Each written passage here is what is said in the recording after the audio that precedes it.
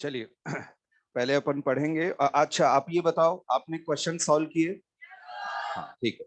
अब उन क्वेश्चंस में हम लोग लास्ट में थोड़ा सा डिस्कशन वाला पार्ट रखेंगे, तो उसमें आपको कोई भी दिक्कत आई हो कैसा भी, तो अपन उसको डिस्कस। बस आप एक बात ध्यान रखो कि अपना एक प्रॉपर कॉपी बना के उनके प्रॉपर सॉल्यूशंस आप बनाओ, क्योंकि आपको अभी क्या रहता है, अभी अपन टाइम निकाल सकते हैं आराम से, ठीक है। बाद में क्या रहता है कि जब भी कभी हमें जरूरत पड़ती है कि भाई अपने को ये चैप्टर रिवाइज करना है, तो शीट रिवाइज करनी है, तो अभी जो बच्चा जितना सिस्टमेटिक रहेगा, अभी जो जितनी मेहनत करेगा, चाहे टेस्ट में रैंक वैंक मार्क्स वार्क्स ये सब क्या रहता है कि धीरे धीरे बनने लग जाते हैं, है ना। इनमें आगे ये कोई वो अपने को क्या आगे जाके जो अपने ऐसा रहता है ना कि कोर्स काफी हो गया, अब रिवाइज करना है या एग्जाम, तो जो बच्चा अभी ये मेहनत कर रहा है ना, धीरे धीरे अपने आप को रिफ्लेक्ट होता है, ठीक है। तो आप क्वेश्चंस वगैरह बनाओ, डाउट आउट जितना भी जो आए वो मेरे से पूछो। अब हम लोग इलेक्ट्रोफिलिक एडिशन अपना चल रहा था, making A and making B, दो तरह की मैकिंग हम लोग उसमें पढ़ रहे थे। एडिशन ऑफ एच एक्स हमने कवर किया, है ना। चलिए देखो यहाँ पे ये हमने एडिशन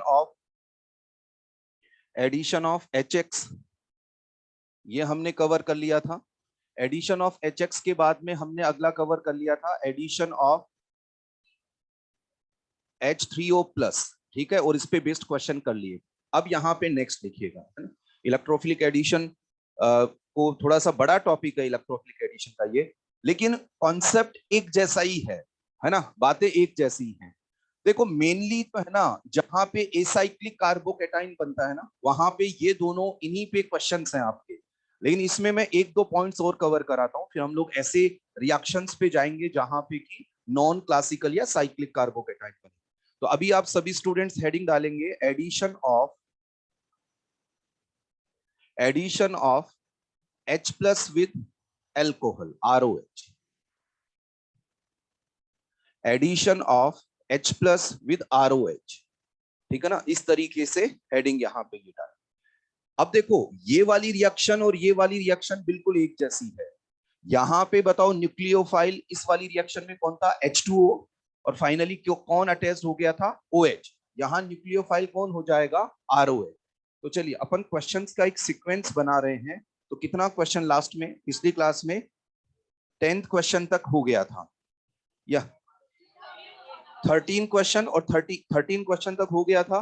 तो अब ये क्वेश्चन नंबर 14 पे यहाँ बात करते हैं, है ना। वो सीक्वेंस इसलिए कि कभी किसी क्वेश्चन पे अपने को बात करनी है कॉमनली, तो फिर वो थोड़ा सा एक तरह की मैक्सिमम पे एक जैसे क्वेश्चन लेके जाए। तो क्वेश्चन नंबर 14 देखो यहाँ पे इस तरीके का ये है कि आपको यहाँ दे दिया CH3, यहाँ पे ये, और यहाँ पे बोला गया कि आपको यहाँ H प्लस, यहाँ CH3OH, और बोला गया कि प्रोडक्ट क्या होगा। तो यहाँ पे जब ऐसा क्वेश्चन आए ना, तो आपको पता है सबसे पहले ये करना पड़ेगा, इसको देखकर ये सोचना पड़ेगा कि ये किस तरह की मैक्सिमम देता है। तो दिमाग में क्या आएगा बताओ, इलेक्ट्रोफिलिक एडिशन, ये दिमाग में आना चाहिए। अब इलेक्ट्रोफिलिक एडिशन के लिए बताओ क्या होना चाहिए अपने पास, इलेक्ट्रोफाइल। बताओ यहाँ पे इलेक्ट्रोफाइल कौन है, H प्लस। अब H प्लस इलेक्ट्रोफाइल है तो मैक्सिमम A फॉलो होगी या B फॉलो होगी, A, बस खत्म यहाँ पे। तो चलिए सॉल्व करिएगा इस क्वेश्चन को। तो हमने इस क्वेश्चन को सॉल्व किया, CH3 CH double bond CH2, सामने आया H प्लस। यहाँ पे इन दोनों में जहां मोर स्टेबल कार्बोकेटाइन बनेगा वहां पे हम बनाएंगे। तो वो अब ये सब चीजें हमें क्लियर हैं, इसलिए इसको हम तुरंत नोट करेंगे। यहाँ पे ये बना क्योंकि यहाँ 2 डिग्री कार्बोकेटाइन थे मोर स्टेबल। इससे जो अगली स्टेप होगी उसके अंदर यहाँ मिथाइल अल्कोहल आएगा, मिथाइल अल्कोहल ने इस पे अटैक किया, तो ऐसे केस में CH3, यहाँ CH3O, यहाँ H, यहाँ CH3, इस पे आया पॉजिटिव चार्ज। ऑक्सीजन अपने पे पॉजिटिव चार्ज पसंद नहीं करता है क्योंकि वो मोर इलेक्ट्रोनेगेटिव है, उसकी टेंडेंसी तो इलेक्ट्रॉन लेने की, नेगेटिव चार्ज इस पे आए तो इसके लिए बढ़िया है। तो ये अपना क्या रिलीज कर देगा, H+, और H+ जब रिलीज कर दे, ये सिर्फ एक बार लिखने के लिए ऐसा लिख रहे हैं, फिर हम लोग डायरेक्ट यहाँ पे प्रोडक्ट बना लेंगे। यहाँ पे हम लोग देखेंगे ऐसे, यहाँ H है देखिए, और यहाँ ये हो गया, और यहाँ CH3 यहाँ पे ये हो गया। तो यार यहाँ पे ये ध्यान देना कि बताओ यदि अल्कोहल अटैक करे, जैसे CH3OH अटैक करे, तो बताइए फाइनली इस कार्बन पे कौन सा ग्रुप आ जाएगा, यहाँ पे OCH3 ग्रुप आ जाएगा, यहाँ पे ईथर बन जाएगा। इस तरह से फाइनल प्रोडक्ट जो है ये ईथर, ये बन, मतलब अपने को ये वाली स्टेप अब बार बार नहीं लिखेंगे यार, एक बार लिख लिया कि जैसे H2O अटैक करता है तो फाइनली OH आ जाता है, तो वैसे ही ईथर अटैक करेगा तो फाइनली कौन आ जाएगा, OR आ जाएगा। ऐसे देखो ऑर्गेनिक जो है ना, उसका मैक्सिमम पार्ट ऐसे कॉन्सेप्चुअल है, कुछ कुछ रिएक्शंस ऐसे आएंगी आगे जिसमें कि प्रोडक्ट याद करना पड़ता है। इन सब में प्रोडक्ट याद नहीं कर सकते, इन सब में कॉन्सेप्ट क्लियर होना चाहिए कि ये किस तरह की रिएक्शन देता है। इलेक्ट्रोफिलिक, तो चलो इलेक्ट्रोफाइल को ढूंढो, अभी मैं मैकेनिज्म ए वाले क्वेश्चंस करा रहा हूँ, फिर धीरे धीरे हम लोग किस पे मूव करेंगे, मैकेनिज्म बी वाले पे, उस पे मूव करेंगे, उस तरह के वहां पे ये क्वेश्चंस हम लोग सॉल्व करेंगे। तो अब अच्छा ये बताओ, ये अच्छा ठीक है, ये वाली बात हो गई। अब यहाँ पे नेक्स्ट क्वेश्चन की तरफ मूव करते हैं। तो अब यहाँ पे हेडिंग, यहाँ पे देखो क्वेश्चन नंबर 15 देखिएगा, क्वेश्चन नंबर 15 यहाँ पे ये रहा।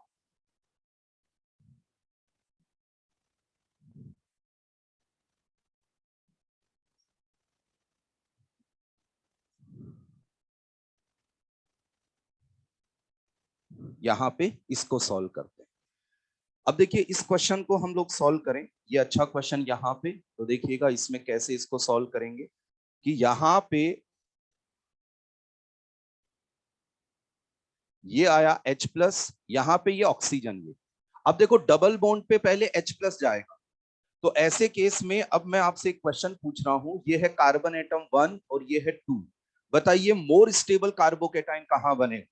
वेरी गुड यार, बहुत बढ़िया, क्योंकि वो जो लोन पेयर रहेगा ऑक्सीजन पे, तो बैक बॉन्डिंग से या पी ऑर्बिटल रेजोनेंस से स्टेबल होगा। बहुत बढ़िया, आप इस तरीके से मेहनत करेंगे, इस तरह से कोशिश करेंगे, तो अपने आप यहाँ पे बनने लग जाएंगी चीजें, है ना, अपने आप अपने धीरे धीरे। तो अब देखो यहाँ क्या होगा, ये आया ऑक्सीजन, यहाँ पे आया H, और यहाँ पे क्या चार्ज आ गया, पॉजिटिव चार्ज। ऑक्सीजन जब भी कभी किसी एटम पे लोन पेयर हो तो पास वाले एटम पे पॉजिटिव चार्ज बहुत स्टेबल नहीं होता है।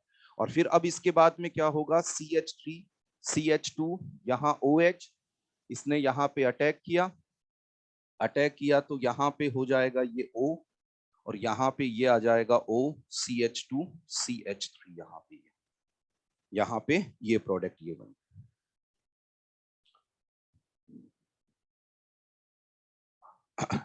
आसान, देखो एक ही तरह की बातें चल रही है ना, बहुत ही आसान यहाँ पे ये।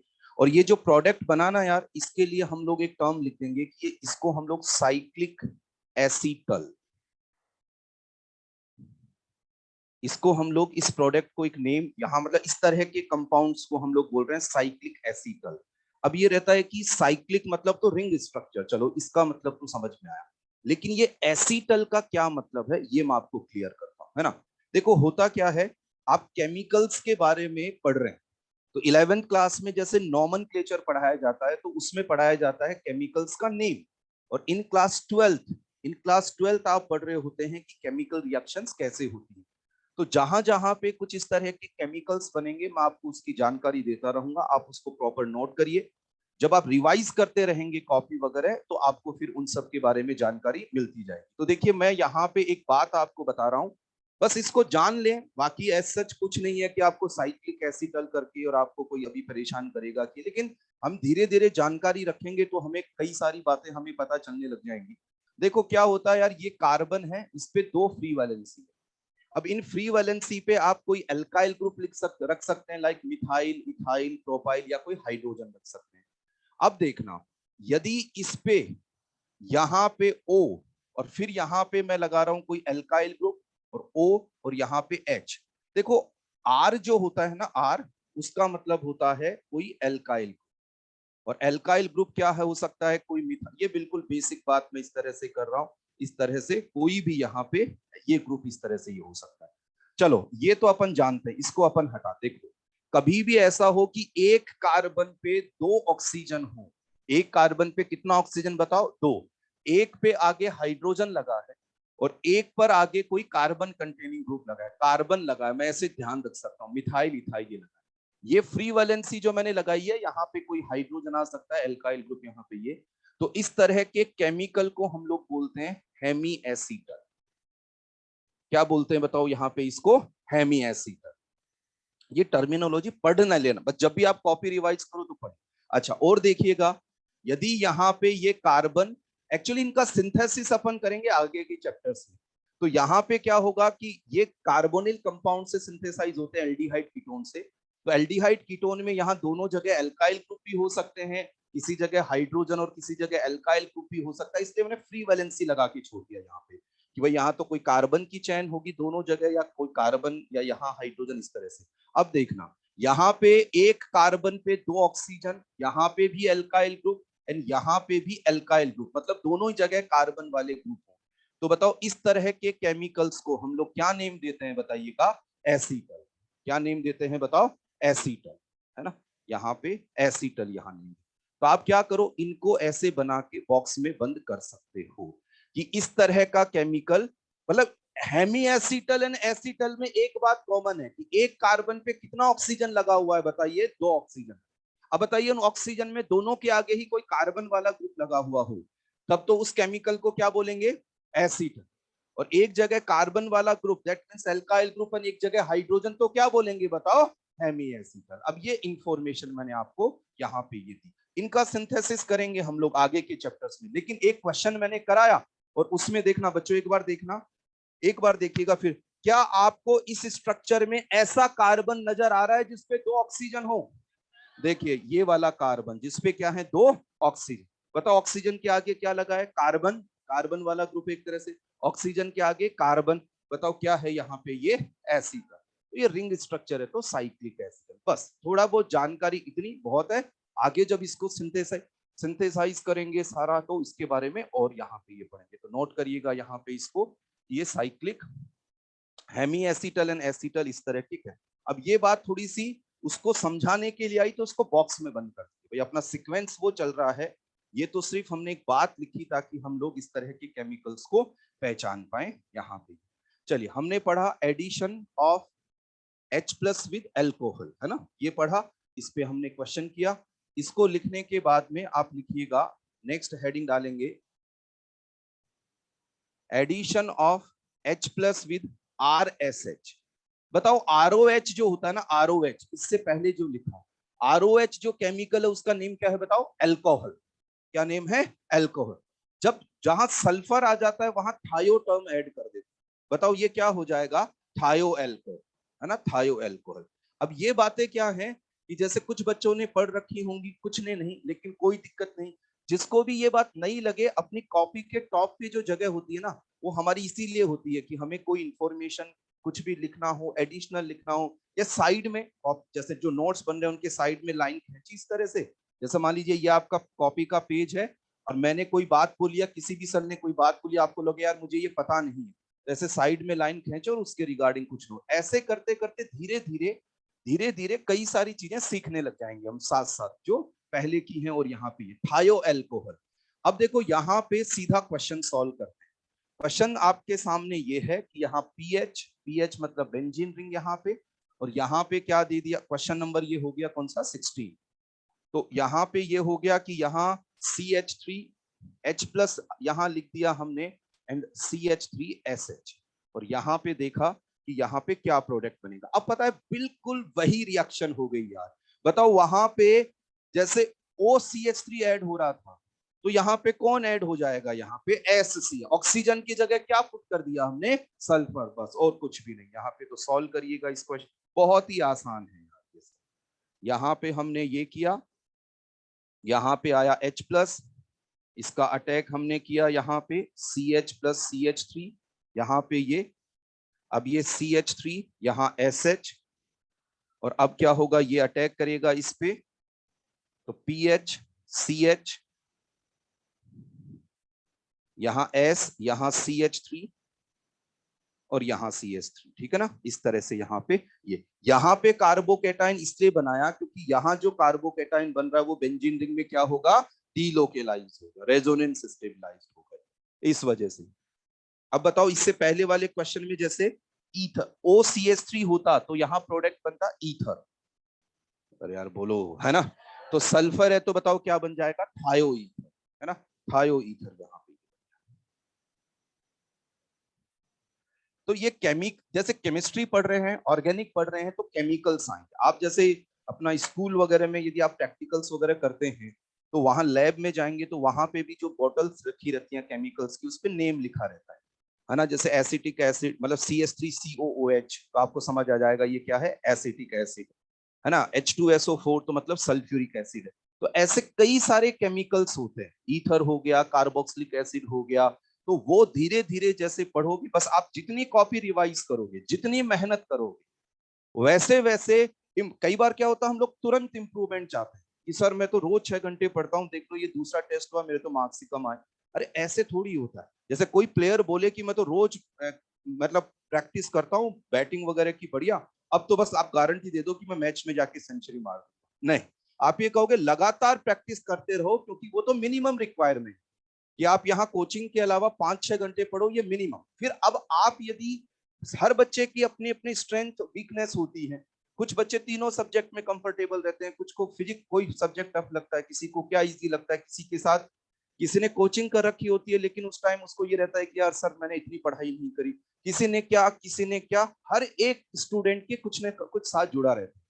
बस ये है कि जो मेहनती होता है, जो हार्ड वर्कर होता है, वो धीरे धीरे धीरे धीरे, अब कोई भी किसी भी चीज का जो रिफ्लेक्शन है ना, जैसे एक बहुत अच्छा बच्चा पढ़ाई बंद कर दे तो भी जस्ट उसका अगला टेस्ट अच्छा ही चला जाएगा, क्यों, क्योंकि उसने काफी मेहनत कर रखी थी। लेकिन 3 महीने 4 महीने में इंपैक्ट आ जाएगा फिर बिल्कुल कि ये लोग गए काम से।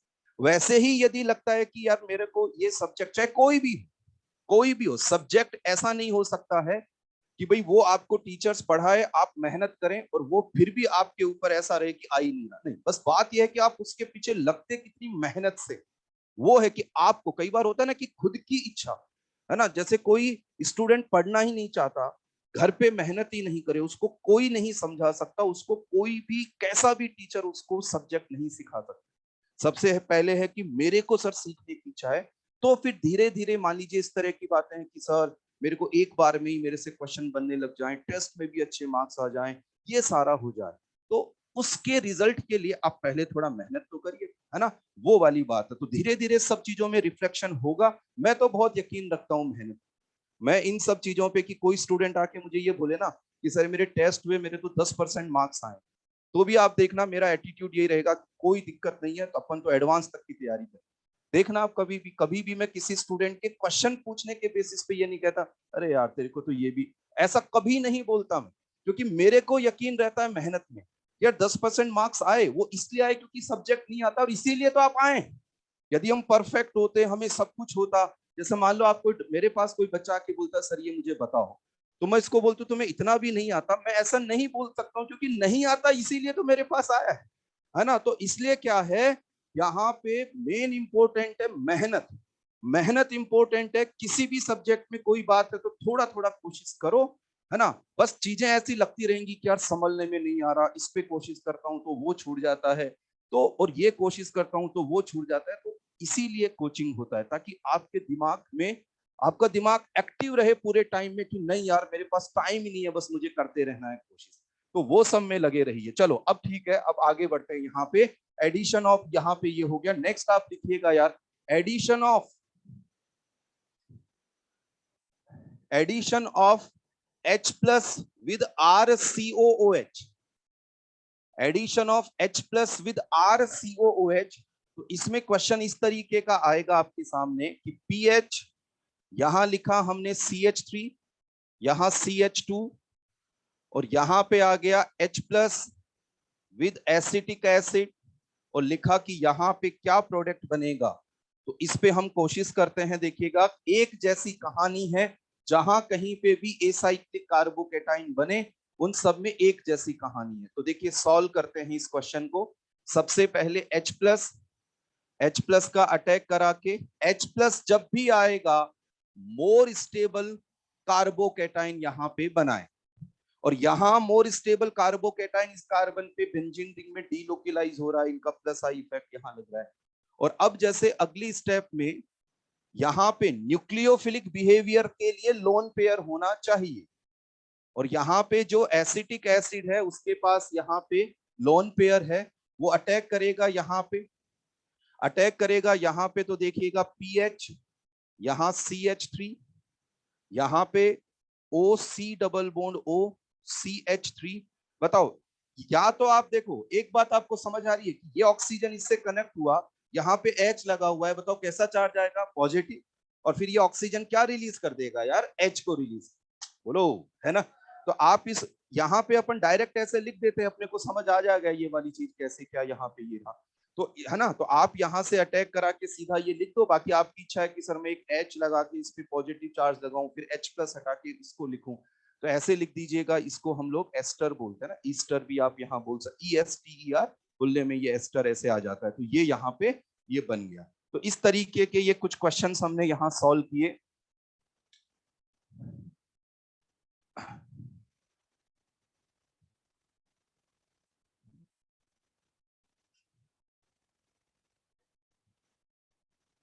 एडिशन ऑफ X2, इसको लिख लो, इसको लिख लो फिर ना, है ना।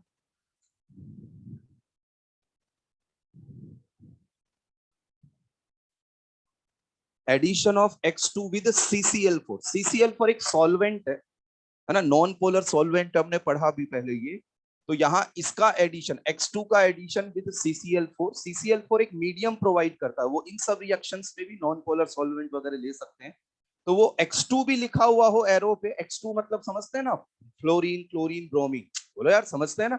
तो वो केवल X2 भी लिखा हुआ हो तो भी कोई दिक्कत नहीं, कई बार सॉल्वेंट वगैरह नहीं लिखते हैं, बस वो सॉल्वेंट मीडियम प्रोवाइड करता है, और कोई ऐसा कोई रोल है कुछ नहीं रहता इसमें। हाँ, ये जरूर मैं आपको बता सकता हूँ कि भाई CCl4 की जगह ही आपने नॉन पोलर सॉल्वेंट ही क्यों लेते हैं, पोलर लेंगे, तो इन सब पे हम बात कर सकते हैं। बाकी CCl4 लिखा हुआ है तो भी ठीक है, क्वेश्चन में नहीं भी लिखा हुआ है तो भी रिएक्शन अपने को करानी। अब देखो यार, यहाँ पे हम बात करते हैं, देखिए पहले तो यहाँ एक जनरल बात करते हैं, फिर क्वेश्चंस पे आगे चलेंगे, कि यहाँ पे ये है एल्कीन, है ना, और यहाँ पे जैसे आया हेलोजन, यहाँ जैसे ये आया हेलोजन, है ना, हेलोजन। अब हेलोजन एक काम करते हैं अपन, यहाँ पे ब्रोमीन लिख देते हैं, मैंने यहाँ लिखा ब्रोमीन, यहाँ लिखा मैंने ब्रोमीन, ऐसे एक बार समझने के लिए, ठीक है।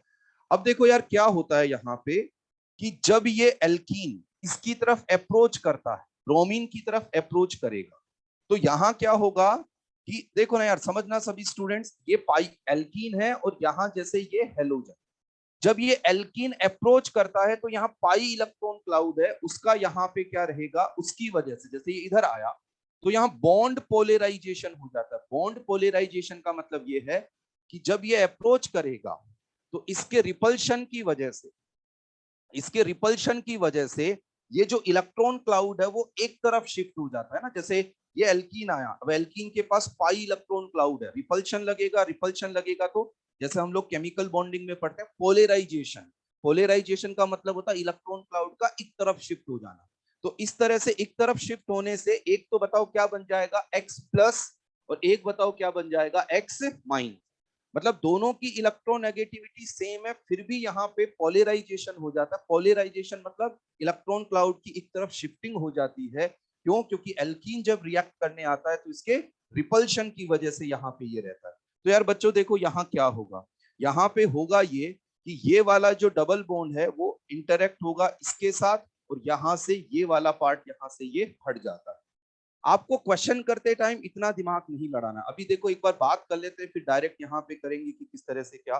तो अब देखो यहाँ पे बताओ इलेक्ट्रोफाइल क्या H प्लस है क्या, ये बताओ। नहीं, अब H प्लस नहीं है तो यहाँ पे कैसा कार्बोकैटाइन बनेगा, साइक्लिक, मतलब जिसको नॉन क्लासिकल कार्बोकैटाइन यहाँ बोलते हैं। तो यहाँ पे क्या होगा, देखो यहाँ पे इस तरीके का कार्बोकैटाइन बनता है, यहाँ Br प्लस बना और यहाँ पे इस तरह से ये हो जाता है ना। एक्चुअली क्या रहता है यार कि यहाँ RCH और यहाँ पे क्या रहता है, देखो इतना सब कुछ की जरूरत नहीं है, ये तो मैं एडिशनली आपको एक बात बता रहा हूँ कि जैसे देखो Br जो है ना वो लगा जैसे एक इस पे, है ना, समझने के लिए देखिएगा, जैसे एक कार्बन पे Br लगा और दूसरा जो ये वाला कार्बन है, जैसे जनरली क्या होता है बताओ, कि जनरली यहाँ पे जैसे इलेक्ट्रोफाइल लगा और यहाँ पे क्या बन जाएगा, कार्बोकेटाइन। कार्बोकेटाइन मतलब इसमें एक वैकेंट ऑर्बिटल होगा, कार्बन पे पॉजिटिव चार्ज मतलब वैकेंट ऑर्बिटल। अब ये अपना लोन पेयर इसमें देगा, और लोन पेयर देकर और फिर हम लोग इस तरीके से बोल सकते हैं कि यहाँ पे ये साइक्लिक कार्बोकेटाइन यहाँ पे इस तरह से ये बना लेता है। कि अब मैंने आपसे कहा था ना कि यहाँ पे इस पाई बॉन्ड के इलेक्ट्रॉन्स और साथ में जो इसका जो एक लोन पेयर है उसको इन्वॉल्व करके बताओ क्या बना रहा होता है, ये साइक्लिक कार्बोकेटाइन। इसको हम लोग नॉन क्लासिकल, ये सब लिखा हुआ है, नॉन क्लासिकल कार्बोकेटाइन भी बोलते हैं। लेकिन क्या हम क्वेश्चंस बनाएं तब इतना सब कुछ देखें क्या? नहीं। यदि इसको हम इग्नोर भी कर देना टोटली तो भी हमारा क्वेश्चन बनेगा। मैंने तो आपको समझाया है कि एक कार्बन से ब्रोमीन कनेक्ट हुआ तो ये दोनों इलेक्ट्रॉन तो थे एल्कीन वाले, फिर अपना एक लोन पेयर क्या होगा, इस खाली ये पूरा ऑर्बिटल ऐसे होता है, बीच में कार्बन लिखा हुआ है ना, तो इस तरह से यहाँ पे तो इसमें अपना इलेक्ट्रॉन इसने दिया और इस तरह से ये नॉन क्लासिकल कार्बोकेटाइन यहाँ पे ये बना। तो यहाँ पे ये बना, यहाँ पे नॉन क्लासिकल कार्बोकेटाइन। अब आप इसको सिंपल है ना, सिंपल यहाँ पे ये दिमाग में रख सकते हो कि यार साइक्लिक कार्बोकेटाइन यहाँ पे बना, सीधी सी बात, यहाँ साइक्लिक कार्बोकेटाइन बना। और साइक्लिक कार्बोकेटाइन यहाँ पे बना तो अब ऐसे केस में, ऐसे केस में अब यहाँ पे अगली स्टेप में बताओ, यहाँ पे Br प्लस तो इसके साथ गया तो बचा क्या बताओ, यहाँ पे Br माइनस। अब यहाँ पे ये आया Br माइनस, मैकेनिज्म ए फॉलो हो रही है या बी फॉलो हो रही है बताओ, बी। अब देखिएगा ये बताओ, यहाँ पे ये 1 यहाँ 2, बताओ मोर स्टेबल कार्बोकेटाइन बनने की टेंडेंसी ज्यादा कहाँ, 1। आपको मैंने एक बात बताई थी कि चाहे मैकेनिज्म ए फॉलो हो रही हो या बी फॉलो हो रही हो, न्यूक्लियोफाइल मतलब negative charge species, electron rich species हमेशा कहां पे अटैक कर रही होती है, मोर स्टेबल कार्बोकेटाइन। बोलो यार, है ना, यहीं पे हमें पता चल जाता है वो स्टार्टिंग में। तो अभी क्या किया हमने, इसका यहाँ अटैक करवाया, यहाँ से यहाँ पे ये हटा, और इस तरीके से देखो आप एक बार इसको नोट करिएगा, यहाँ पे आ गया Br, यहाँ पे आ गया ये Br, और यहाँ पे ये विसिनल डाई हैलाइड, यहाँ पे ये विसिनल मतलब पास पास वाली पोजीशन पे यहाँ पे हेलोजन आके और यहाँ पे ये बन। मैंने ब्रोमीन का एक एग्जांपल लेके आपको यहाँ समझा दिया।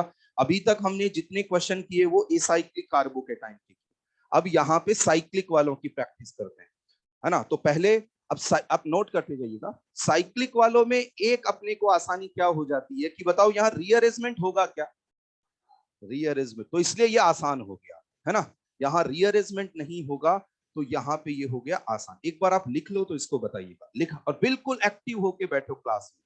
आप एक्टिव होके ऐसे बैठो कि यहाँ पे, है ना, यहाँ पे आपको कोई भी बात मैं बोलूं तुरंत आपको ऐसा होना चाहिए कि ये मेरे काम की है, इसको जैसे मेरे को नहीं पता तो मैं साइड पर लिख लूं, ऐसे कर लूं ये, क्योंकि इस पेस के साथ नहीं पढ़ाते हैं यार, बहुत तेजी से करके अभी तक और आगे। लेकिन ये है कि नहीं, अपने को समझ में आना चाहिए, समझ में आना चाहिए वो, तो एक एक बात को यहाँ ध्यान से समझेंगे।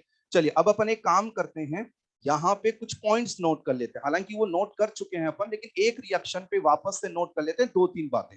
पहली बात तो यहाँ पे एक पॉइंट लगा के लिखिएगा ऐसे कि बताओ यहाँ पे जब X2 के साथ रिएक्शन हो तो इलेक्ट्रोफाइल बताइए क्या हो जाएगा, X+। जैसे Cl2 के साथ रिएक्शन कराओगे इलेक्ट्रोफाइल क्या हो जाएगा, Cl+। Br2 के साथ कराएंगे तो Br+। अब आप इससे नहीं समझो तो पूरा लिख लो इलेक्ट्रोफाइल और डैश लगा के लिखो X+, लिखते जाओ छोटे छोटे पॉइंट्स यहाँ पे, इलेक्ट्रोफाइल और डैश लगा के लिख दो X+, यहाँ पे है ना, Br2 होगा तो Br+, Cl2 होगा तो Cl+, इस तरह से। अच्छा, फिर नेक्स्ट पॉइंट यहाँ पे लिखिएगा कि non classical carbocation, non classical carbocation is form. Next point बताओ क्या रीअरेंजमेंट होगा क्या, नहीं, नो रीअरेंजमेंट। नेक्स्ट पॉइंट लिखिएगा एंटी एडिशन टेक्स प्लेस। अब ये एंटी एडिशन वगैरह कब मैटर करेगा, जब कोई साइक्लिक स्ट्रक्चर वगैरह दे रखी हो तो फिर वहां पे ये मैटर करता है। बाकी तो एंटी मतलब जब कहीं जहां फ्री रोटेशन है वहां तो कोई दिक्कत ही यहाँ पे नहीं। अब बताओ यहाँ देखो जब रीअरेंजमेंट नहीं होता है ना, जहां रीअरेंजमेंट होता है वहां तो क्या चक्कर पड़ता है, पहले इलेक्ट्रोफाइल अटैक करेगा, है ना, जैसे एक कार्बन पे इलेक्ट्रोफाइल आ गया, यहाँ आ गया पॉजिटिव चार्ज। अब यदि इसका रीअरेंजमेंट हो गया तो हो सकता है यहां से दूर चला जाएगी, बोलो, है ना, और वहां जाके और जहां पे वो रीअरेंज होके गया फाइनली, वहां पे बताओ कौन आएगा फिर, न्यूक्लियोफाइल आएगा। मतलब यहाँ पे दो जो ग्रुप ऐड हो रहे हैं वो पास पास में भी हो सकते हैं रीअरेंजमेंट नहीं हुआ तो, और दूर दूर भी हो सकते हैं क्योंकि एसाइक्लिक कार्बोकेटायन रीअरेंज होके दूर चला जाता है। लेकिन ये बताओ कि क्या इसमें रीअरेंजमेंट होगा, क्या नहीं। तो पता है इन क्वेश्चन की एक खास बात है कि आप जो भी रिएक्ट करा रहे हो, जो भी रिएजेंट इसमें मिलाओगे, वो सीधा सीधा जाके बताओ कहां लग जाएगा, डबल बॉन्ड। बोलो यार, है ना, यहां पे ये कुछ भी हो, क्योंकि रीअरेंजमेंट से ही तो दूर जाता है ना, जैसे एक जगह एक कार्बन पे इलेक्ट्रोफाइल लगा, फिर यहां कार्बोकेटाइन बना, तो वो दूर जा सकता है थ्रू रीअरेंजमेंट, देन वहां पे फिर आगे अटैक हो। लेकिन जब रीअरेंजमेंट हो ही नहीं रहा है, तो ये क्वेश्चन इतना आसान हो गए कि जो डबल बॉन्ड है उसके इधर क्या है मेरे को मतलब ही नहीं। बताओ डबल बॉन्ड पे किसको लगा दो, जो अटैकिंग स्पीसीज है। बस एक बात ध्यान रखना है कि जो ये वाली स्टेप है इसमें न्यूक्लियोफाइल को कहां अटैक कराते हैं, जहां पे मोर स्टेबल कार्बोकेटाइन बन रहा है, ऐसी ये वाली बात। चलिए अब देखो यहाँ पे हम लोग ये जो CCl4 है ना, ये नॉन पोलर सॉल्वेंट है ना, बस इसको सुन लीजिए, सच कोई ये वो नहीं है कोई बात, ये कि यहाँ पे जैसे CCl4 non polar solvent is used, है ना, नॉन पोलर सॉल्वेंट क्या, CCl4, कि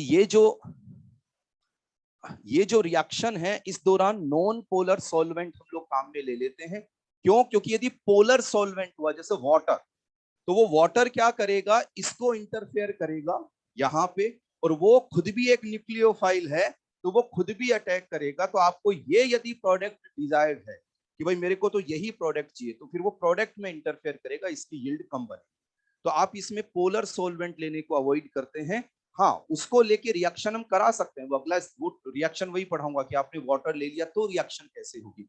तो यहाँ पे हम CCl4 इसलिए ले रहे हैं कि प्योरली हेलोजन बस डबल बॉन्ड पे ऐड हो जाए, और यहाँ पे अदर कोई ग्रुप ऐड होकर यहाँ पे, तो in general non polar solvent is used in this reaction. यहाँ पे ये अब हम क्वेश्चंस पे आते हैं, और ये सबका टेंशन नहीं करना है कुछ भी, ये सिर्फ समझने के लिए है। आपको लगता है कि इससे आपको कुछ समझने में सपोर्ट होता है, तब तो इस पे देखो, आप इसको इग्नोर भी करेंगे तो कोई दिक्कत नहीं आएगी क्वेश्चन बनाने। एक बार बताओ यार, ये लिख चुके हैं ये वाली बात है ना, चलिए क्वेश्चन करते हैं।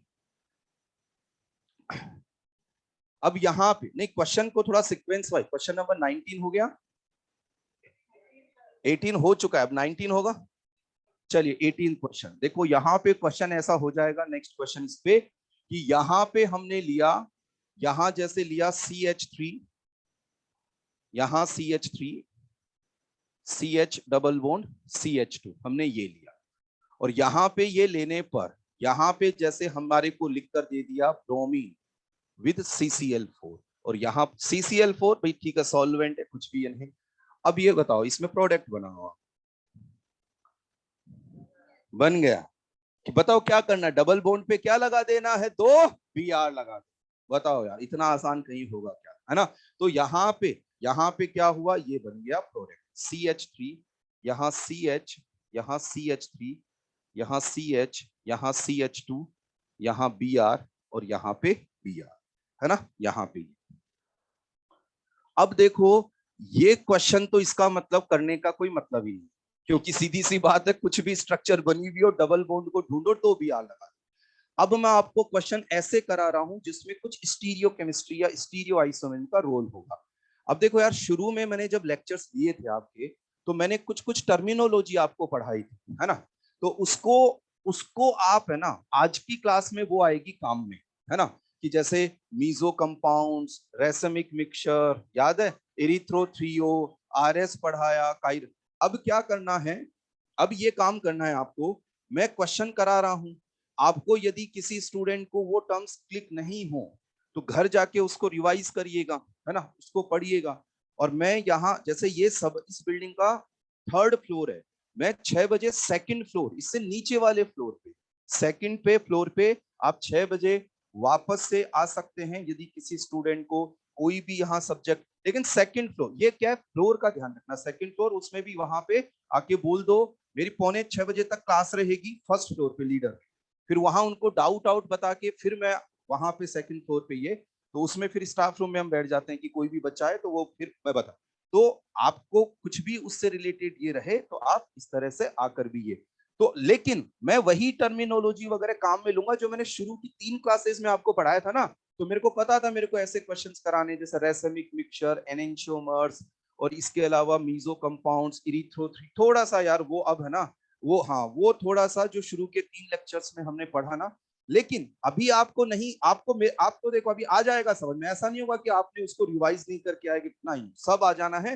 बस आप घर पे एक बार उसको रिवाइज करिएगा। देखो क्वेश्चन देखिएगा अगला, हम लोग आराम से समझ में आएगा, कोई दिक्कत नहीं। देखिए यहां जैसे क्या हुआ कि इस बार हमने ले लिया साइक्लिक, है ना, साइक्लिक यहाँ पे ही ले लिया, और यहाँ पे आपको दे दिया, आप कुछ भी ले सकते हैं, क्लोरीन भी ले सकते हैं, ब्रोमीन भी ले सकते हैं, जैसे हमने ले लिया यहाँ पे Cl2 विद CCl4। अब बच्चों एक बार ध्यान देना यार, यहाँ पे है रिंग, साइक्लिक स्ट्रक्चर है, तो इसमें फ्री रोटेशन नहीं होता, जैसे इसमें क्या होता है जो हमने प्रोडक्ट बनाया ना यार, तो यहाँ पे है सिंगल बॉन्ड, देखना यार बच्चों यहाँ सिंगल बॉन्ड, अब यहाँ सिंगल बॉन्ड है तो फ्री रोटेशन होता है, तो यहाँ पे ये मैटर ही नहीं करता कि Br को अपोजिट साइड में लगाओ कि ऐसे लगाओ कि ये लगाओ।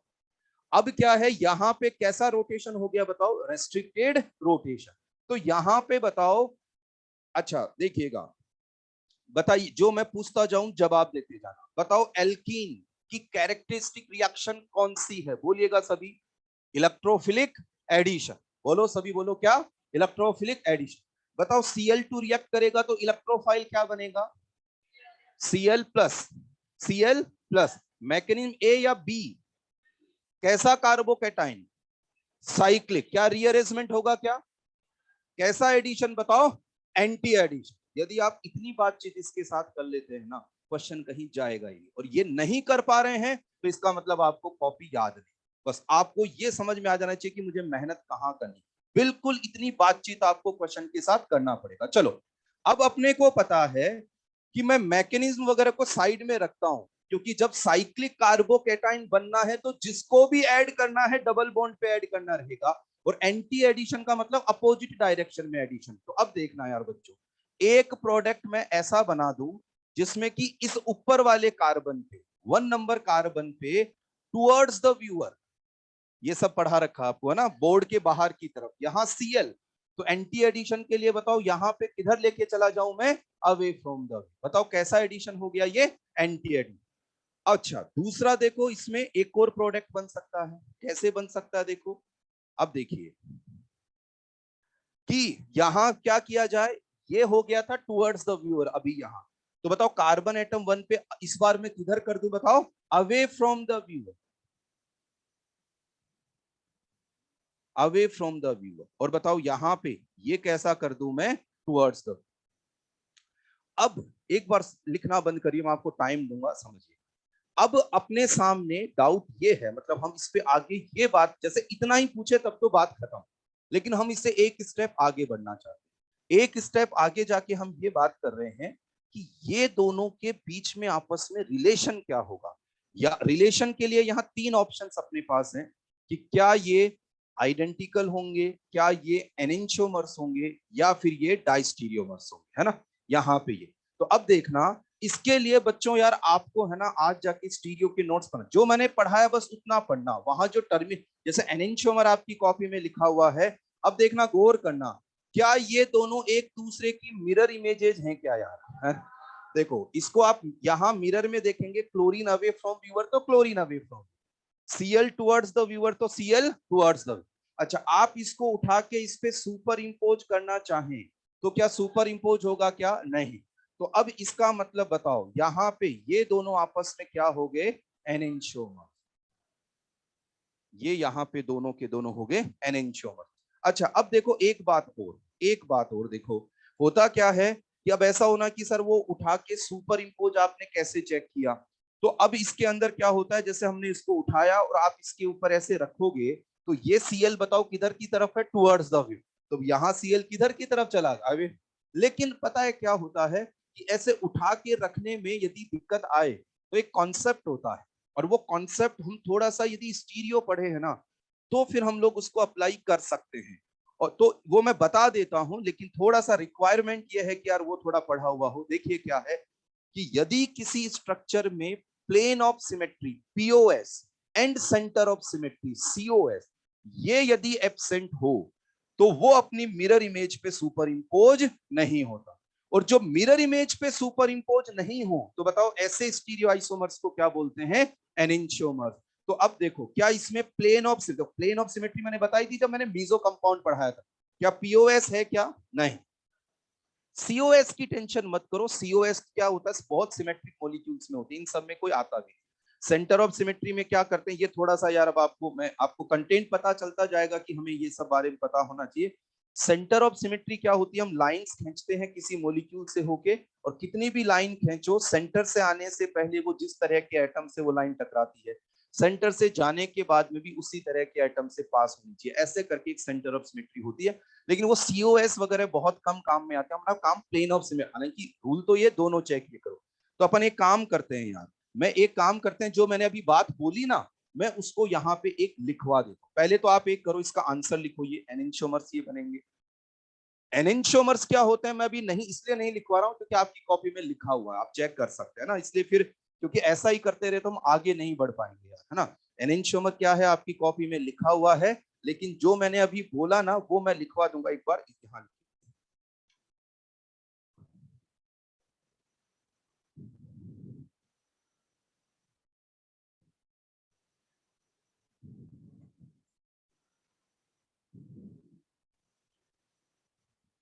लिख लिया यार ये, है ना। अच्छा, इतना सब कुछ पता है, कब जरूरत पड़ेगा? जब हमसे ये पूछे कि इनमें रिलेशन क्या। नहीं पूछे तो मस्त रहो अपना, ये बन गया प्रोडक्ट, है ना। लेकिन यहां तक हमें जाना चाहिए, है ना, यहां जाना चाहिए। अब देखो एक नोट लगा के यहां लिख लो, if any structure if any structure does not have if any structure does not have plane of symmetry, plane of symmetry bracket में लिख सकते हैं पीओएस, P.O.S, पीओएस, है ना। If any structure does not have POS and COS, centre of symmetry, then it will not superimpose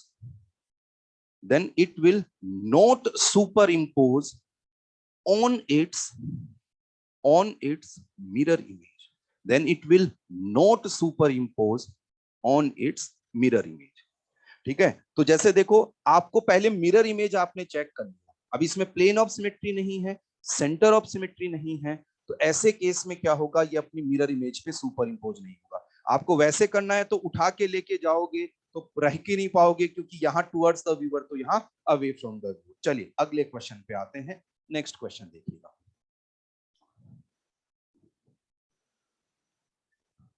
yes, देखो यार अब ये भी एक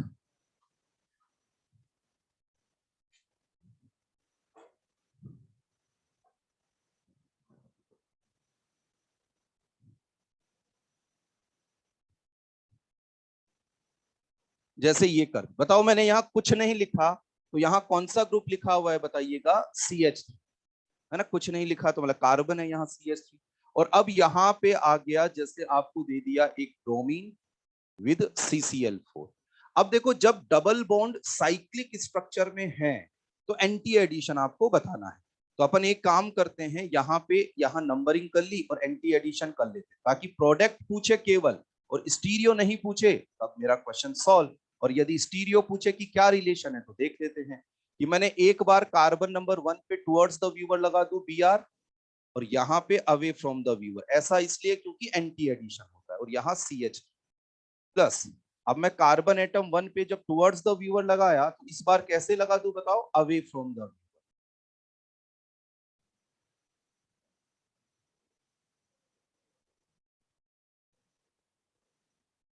यहाँ पे ये हो गया।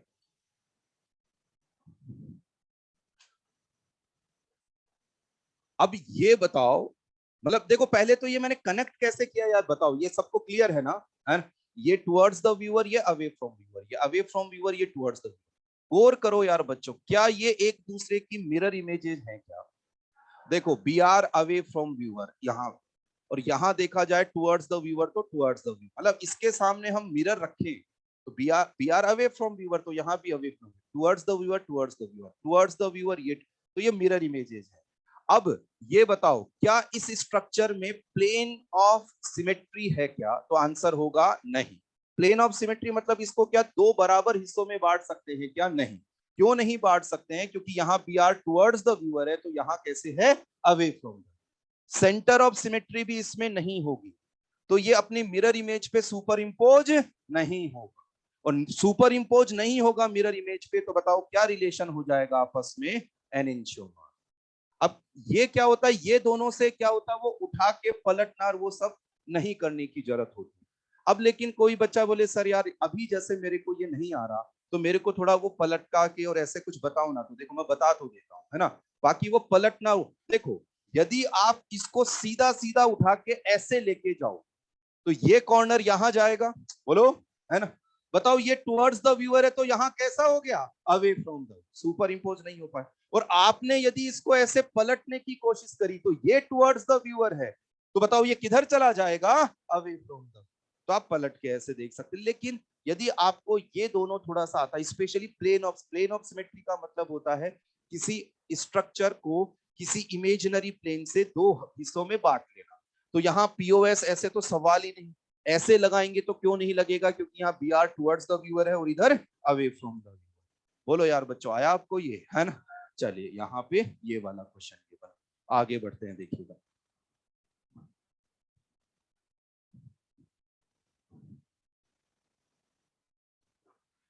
आगे।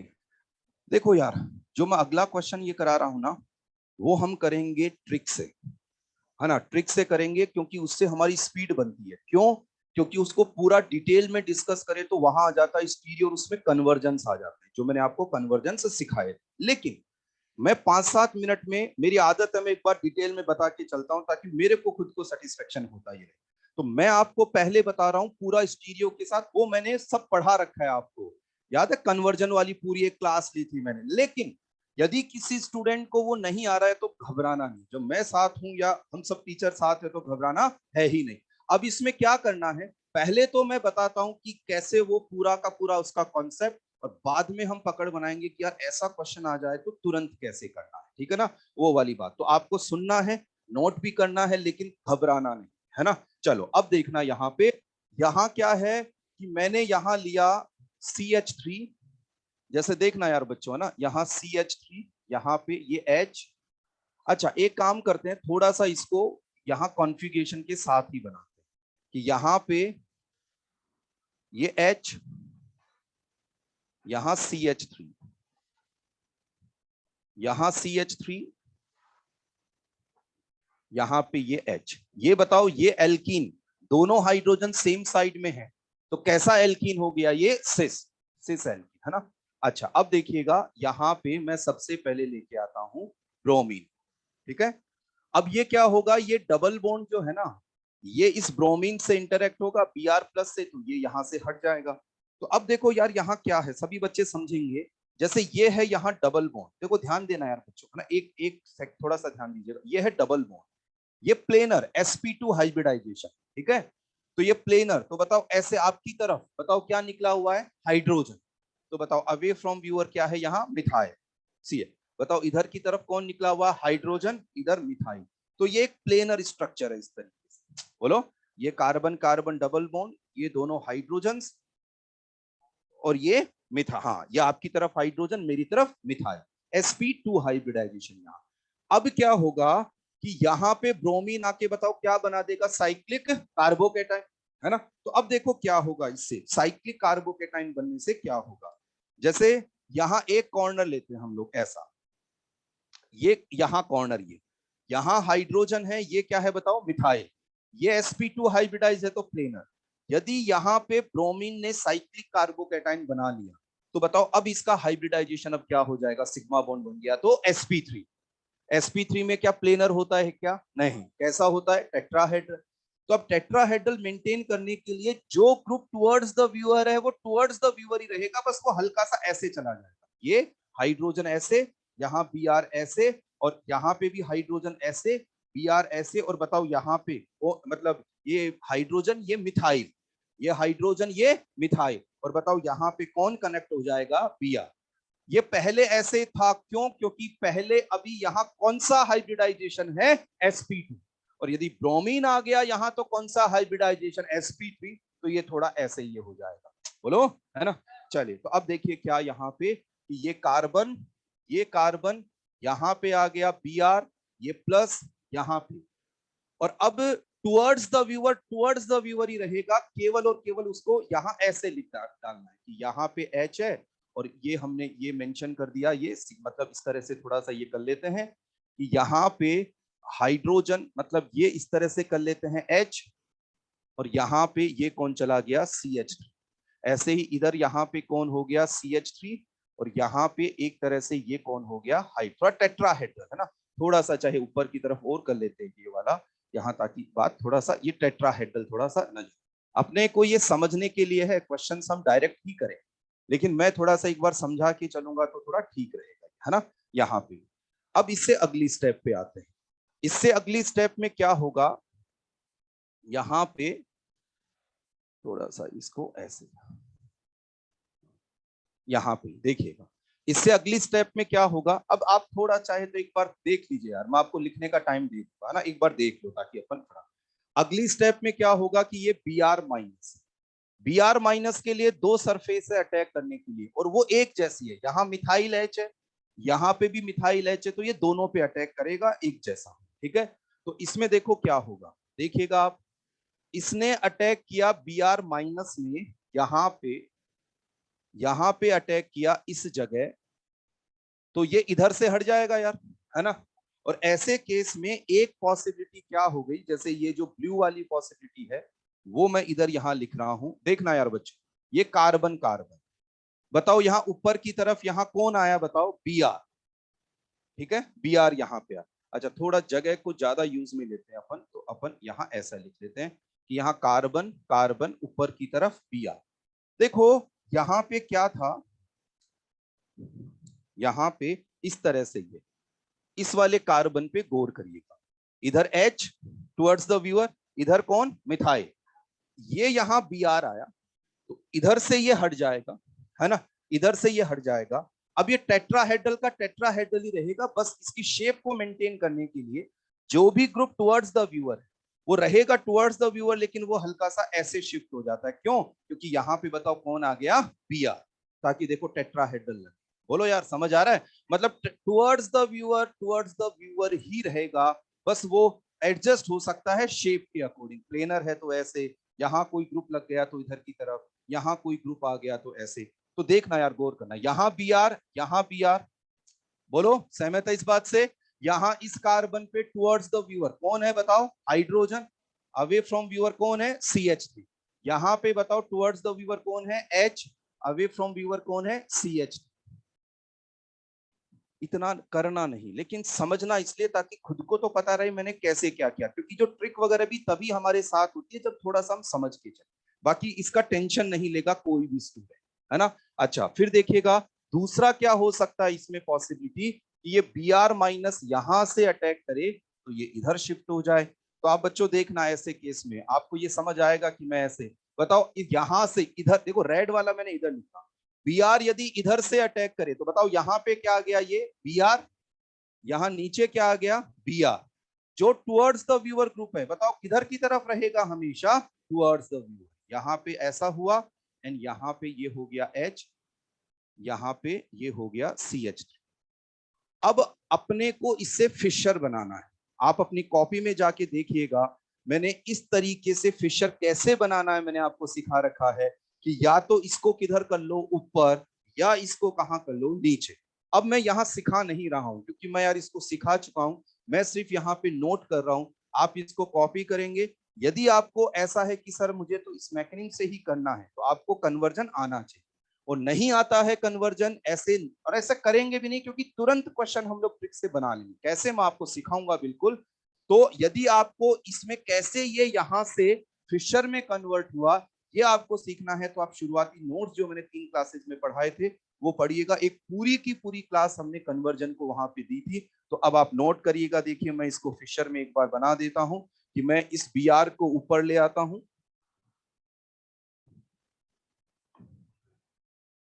यहाँ पे ये रहा, यहाँ पे ये H, ये CH3। आपको याद है मैंने ऐसे सिखाया था, बी आर ऊपर जाएगा तो ये जो अवे फ्रॉम द व्यूअर है किधर की तरफ आ जाएगा, टुवर्ड्स द व्यूअर आ जाएगा, है ना। यहाँ बी आर एक बार नोट कर ली, नोट तो आप कर लीजिए, है ना। इसको ऐसा होता है सर नोट करें कि नहीं, नोट तो करने में कोई बुराई नहीं है, नोट आप करेंगे इसको। यहाँ पे ये रहा, और अब इसका जो फिशर है वो फिशर यहाँ पे इस तरीके से, यहाँ पे ऐसे देखो, याद करो, यूं करके यूं घुमा देते हैं ना। तो यहाँ पे आ जाएगा बी आर, यहाँ पे H आ जाएगा, यहाँ CH3, यहाँ पे आ गया बी आर, यहाँ CH3, और यहाँ पे आ गया H। लेकिन अब जैसे कोई बच्चा कंफर्टेबल नहीं है, कोई बात, आप लिख तो लो, आप अपने नोट्स देख के ट्राई कर सकते हैं, बाकी मैं डायरेक्ट बताता हूं कि इसको कैसे करना है, ठीक है, कोई दिक्कत नहीं। यहाँ पे ये कार्बन, यहाँ बी आर, यहाँ बी आर, यहाँ H, यहाँ CH3। अब यहाँ टुवर्ड्स द व्यूअर कौन आ जाएगा, इधर H, नहीं ये टुवर्ड्स द, इसको ऊपर किया तो CH3 टुवर्ड्स द व्यूअर आया, इधर क्या हो गया था, ये H, और इससे यदि हम फिशर बनाएं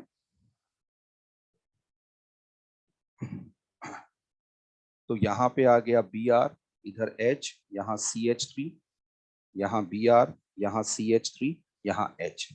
ये है ना, ये एक बार ये वाला पार्ट स्टीरियो का पार्ट है जो हम वहां पे सीख, ये बना एक, तो ये बना एक, ये बना, इस तरह से दो यहाँ पे ये फिशर पे या, ठीक है। एक बार लिख के छोड़ दो, और फिर आप एक बार घर पे इसको ट्राई कर सकते हैं। आपको दिक्कत आए आप मेरे से चाहे कितनी बार भी पूछो, लेकिन आपको पहले जो मैंने आपको सिखाया वहां उस पे, लेकिन इनकी ट्रिक हम लोग इसलिए पढ़ लेते हैं ताकि एक तो टाइम बचे यार, और कोई जरूरी नहीं है कि हर बच्चा इस तरीके से इतना कंफर्टेबल इसमें रहे, तो हमारा क्वेश्चन तो गलत नहीं जाना चाहिए।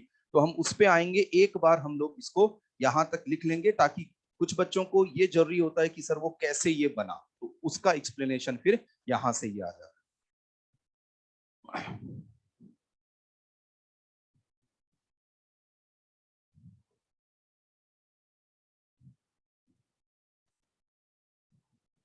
हाँ जी बिल्कुल।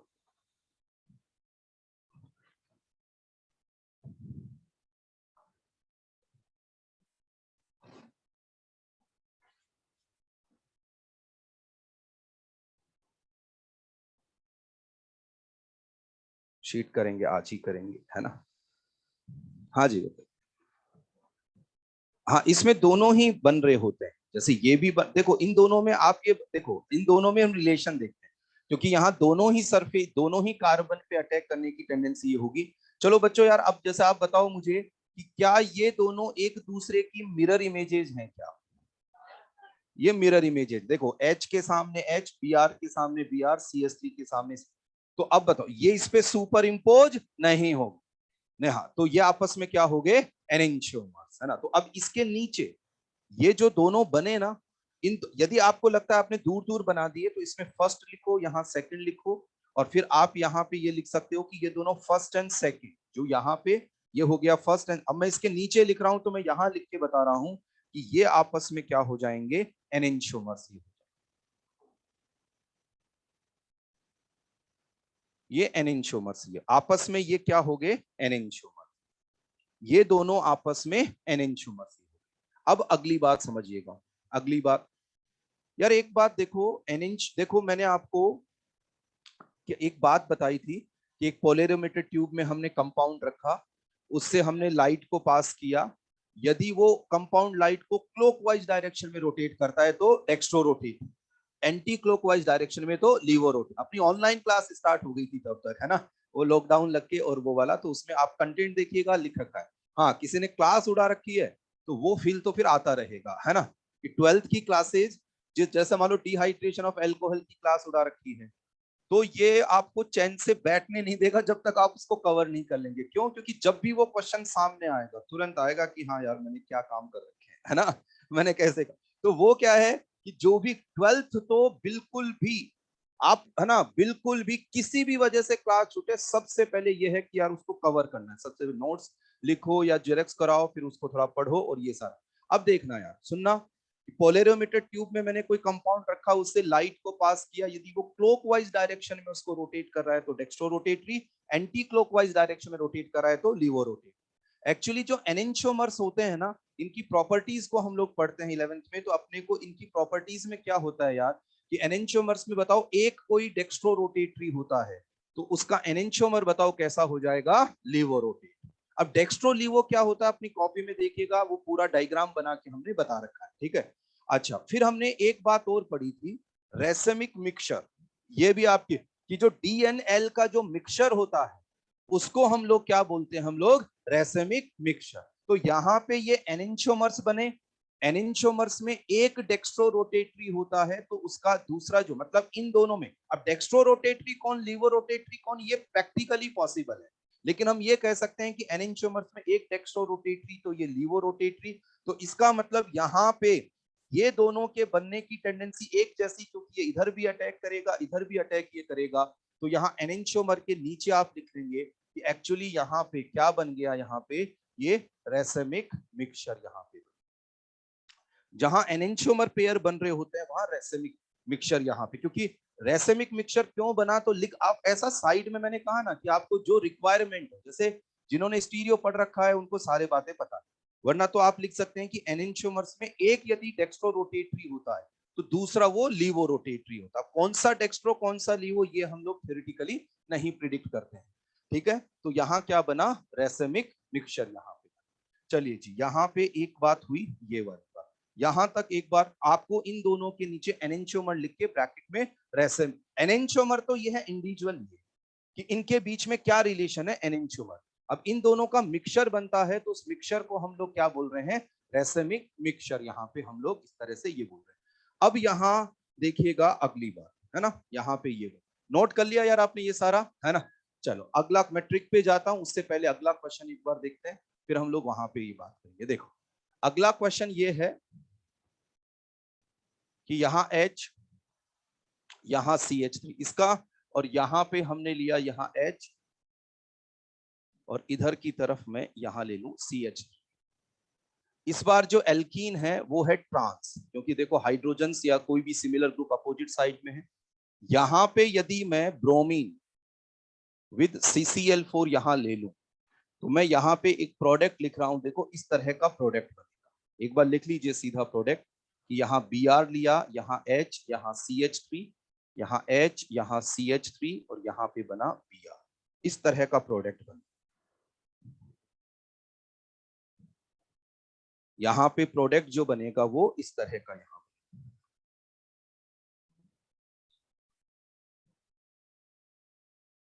अब यहाँ जो इस तरह का प्रोडक्ट बनाना यार, इसमें देखो दो काइरल सेंटर हैं और साथ में यहाँ पे ये यहाँ पे प्रेजेंट है प्लेन ऑफ सिमेट्री। तो बताओ ऐसे कंपाउंड को हम लोग कौन सा कंपाउंड बोलते हैं, मीसो कंपाउंड। आप इसका मैंने डेफिनेशन आपको लिखा रखा है, पूरा बता रखा है इसमें कि टू और मोर देन टू काइरलिटी सेंटर, दो या दो से ज्यादा काइरल सेंटर्स यहाँ पे हो, देन उसमें पीओएस या फिर सीओएस हो तो वो मीसो कंपाउंड हो जाता है। तो उसको रिवाइज आप यहाँ पे ये करें, है ना। अब इसकी जो मैकेनिज्म है ना वो मैं नहीं लिखवा रहा हूँ, क्यों, क्योंकि देखो वो है ना, वो अपने को मैकेनिज्म की जरूरत भी नहीं है, और यदि मैं एक बार है ना इसमें मैं आपको प्रूव करके बता देता हूँ, केवल देख लें, ये सबने नोट कर ही लिया इसकी, क्योंकि देखो इसकी को बार बार लिखना जब हम काम में ही नहीं लेंगे तो हम लोग इसको क्यों बहुत ज्यादा ऐसे ये करें। देखो मैंने क्या चेंज किया, देखो देखना एक बार, यहाँ CH3H एज इट इज है, यहाँ H, यहाँ CH3, मैंने इनको बदल दिया। बताओ मैंने यहाँ क्या कर दिया CH3, यहाँ क्या कर दिया H। तो एक बार देख सकते हैं, वो भी एक देखो इनको मैंने चेंज किया, इंटरचेंज, यहाँ पे H लगा, मतलब जो भी मैंने चेंज किया मैं रेड से लिखा हूँ, इन दोनों को किया, मतलब राइट साइड वालों को। तो यहाँ कर बताओ, यहाँ पे क्या आएगा H, यहाँ क्या आएगा CH3। चलो अब ये इधर अटैक करेगा तो इन दोनों को चेंज कर दूं मैं, यहाँ ये H, ये क्या हो गया CH3, और एक इन दोनों को इंटरचेंज कर दूं, यहाँ पे H और यहाँ पे क्या CH। अब देखो क्या था कि अब मैंने इस वाले को ऊपर लिया यहाँ पे, ठीक है, तो ये राइट साइड वाला, राइट साइड, इसको राइट साइड वाले को पूरा चेंज किया, यहाँ पे क्या आ गया H। अब इस केस में इस वजह से ये वाला काइरल सेंटर मैंने नीचे लिया था, बताओ यहाँ पे इंटरचेंज करूंगा तो ये H और ये क्या बन जाएगा, CH। सेम ही इसके साथ होगा, सेम ही इसके साथ होगा, यहाँ पे क्या हो जाएगा, यहाँ CH3, यहाँ पे क्या हो जाएगा H, और फिर इसके बाद में यहाँ पे भी ये नीचे गया था तो इधर क्या हो जाएगा H और यहाँ क्या हो जाएगा CH3। ये दोनों स्ट्रक्चर्स कैसी हैं, आइडेंटिकल, है ना, आइडेंटिकल। इसको 180 पे पलट के रखेंगे, बिल्कुल ये का ये हो जाएगा, ठीक है। तो इसका मतलब ये आइडेंटिकल है। अब इंडिविजुअली इसकी मैं बात करूं यहाँ पे, तो इसमें POS लगेगा, तो बताओ क्या हो गया, ये मीजो कंपाउंड। तो अब अपन इतना नहीं एक मैकेनिज्म मैंने लिखी सेम उसी तरह से वो है, तो यहाँ बना मीजो। अब मैं इसको हटा रहा हूँ, वो इसलिए हटा रहा हूं क्योंकि अब मैं ये देख रहा हूं कि ऐसे क्वेश्चंस को मैं डायरेक्ट कैसे बनाऊं, और इसी को हमें लेना 5-10 मिनट हमने इसको दिए या डिटेल से देखो, इसको हमने डिस्क्राइब कर लिया। लेकिन अब हम आते हैं इसको ट्रिक पे, देखिए कैसे। अब इसको समझना आप यहाँ पे कि कैसे इन क्वेश्चंस को तुरंत हमें सॉल्व करना है। देखो हमारे पास इस तरह की एल्कीन है, और ये एल्कीन है सिमेट्रिकल। सिमेट्रिकल एल्कीन का मतलब ये हो गया कि ये दोनों एल्काइल ग्रुप बिल्कुल एक जैसे होने चाहिए। यहां मिथाइल तो यहां पे भी मिथाइल, यहां इथाइल तो यहां पे भी इथाइल, दोनों के दोनों कैसे होने चाहिए, सेम, ठीक है। ये सिमेट्रिकल एल्कीन यहाँ पे ये है। तो चलिए ये यहाँ पे जरूरी है ना, ये जरूरी है कि सिमेट्रिकल एल्कीन हो। चलिए अब देखो, जैसे हमने यहाँ लिया एल्कीन, इस तरह की एल्कीन जिसमें एल्काइल ग्रुप सेम है, सिमेट्रिकल एल्कीन। यहाँ पे हम बात कर रहे हैं एडिशन, और यहाँ पे हम बात करेंगे प्रोडक्ट, कि यहाँ पे कैसा पे एल्कीन, यहाँ पे एडिशन, और यहाँ पे हम क्या बात करेंगे, प्रोडक्ट, है ना। चलिए अब देखो, बताओ ब्रोमीन का कैसा एडिशन होता है, बताओ, एंटी। कैसा एडिशन होता है बताओ, एंटी। ऐसे ही ऑर्गेनिक में आगे जाके, ऑर्गेनिक में आगे जाके सिन एडिशन भी आएगा, कि कुछ रिएजेंट्स ऐसे भी होंगे जिनका सिन एडिशन होगा। तो मैं अभी एक टेबल बनवा रहा हूं, तो मैं दोनों ही केसेस वहां लिख देता हूं। अभी अपने को कौन सा वाला काम में आएगा बताओ, एंटीओ। थोड़ा सा यार ध्यान देना, क्योंकि आप है ना इस ट्रिक से तुरंत तुरंत बहुत बढ़िया क्वेश्चन सॉल्व कर लेंगे।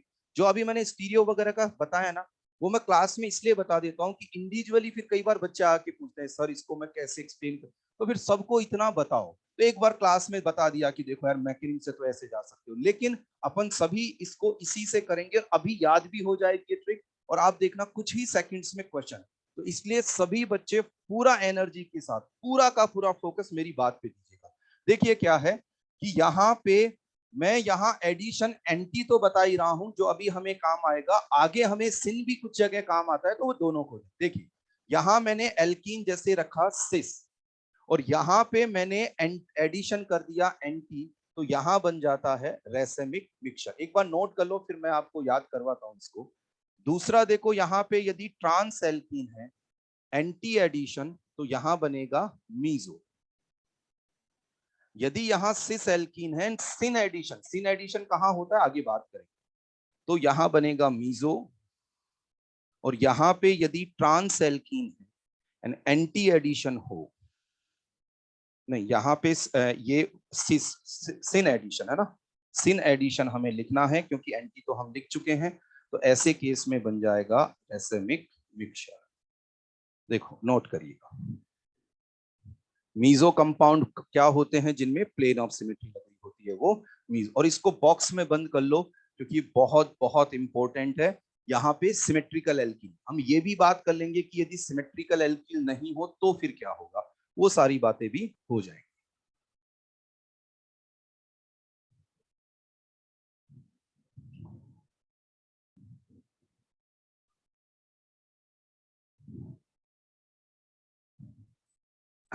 लिख चुके हैं यार, है ना। हाँ चलो एक बार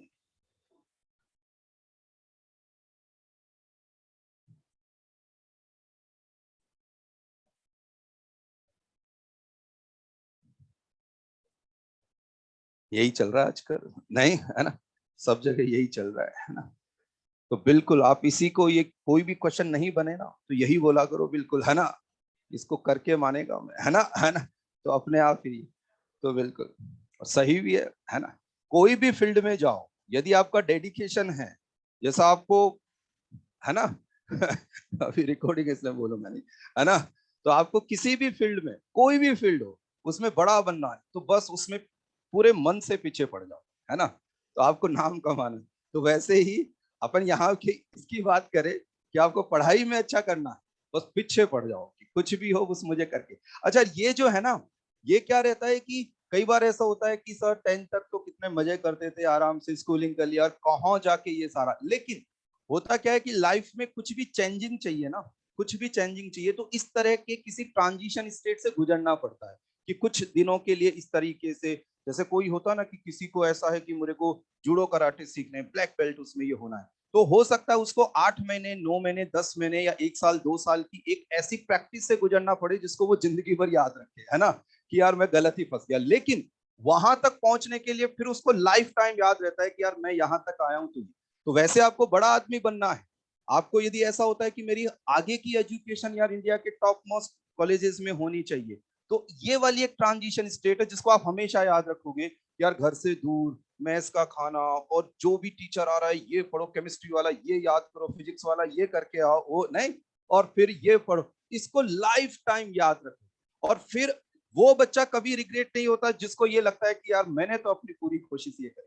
चलो अब देखो यार यहाँ है ना, इस पे अपन आते हैं। देखो इसको कई तरीके से बताते हैं, कई इसको इस तरीके से भी बताते हैं कि देखो एक एक अल्फाबेट ले लो, इसका सी ले लो, इसका ए ले लो, इसका आर ले लो, तो क्या हो गया कार। और ऐसे ही कुछ और भी ये करते हैं, लेकिन मेरे को थोड़ा ये चीजें कम जमती है ना। और पता नहीं क्योंकि वो इतने सारे टर्म्स हो जाएंगी कि वो ही बात है ना। अब देखो इसको मैं दूसरे तरीके से एक बार दिमाग में सेट करता हूँ। देखो ध्यान देना आप सभी स्टूडेंट्स, है ना, इधर ध्यान दीजिएगा। देखो देखिएगा, ट्रांस है ना, गौर करिएगा, ट्रांस मतलब सिमिलर ग्रुप्स अपोजिट साइड में, बोलो, है ना, यहाँ पे ये। और उसमें कैसा एडिशन, देखो एंटी एडिशन, एंटी एडिशन मतलब अपोजिट साइड से एडिशन, बोलो, है ना। चलो यहां देखना, देखो सिन एडिशन का मतलब कैसा, सेम साइड से। कौन करता है आगे बात करेंगे हम, है ना। सिस एल्कीन, सिमिलर ग्रुप किधर की तरफ बताओ, सेम साइड। सिन एडिशन किस तरीके से एडिशन हो जाएगा, सेम साइड। कैसा प्रोडक्ट बन रहा है, मीजो। मीजो में पीओएस कब लग सकता है, जब एक जैसे ग्रुप किधर हो, सेम साइड। देखो आप यहाँ पे इस तरह से कोई फिशर पे कोई मीजो बनाएंगे आप, तो पीओएस तब लगेगा जब सिमिलर ग्रुप सेम साइड में हो, तभी तो पीओएस लगेगा यहां से, बोलो, है ना।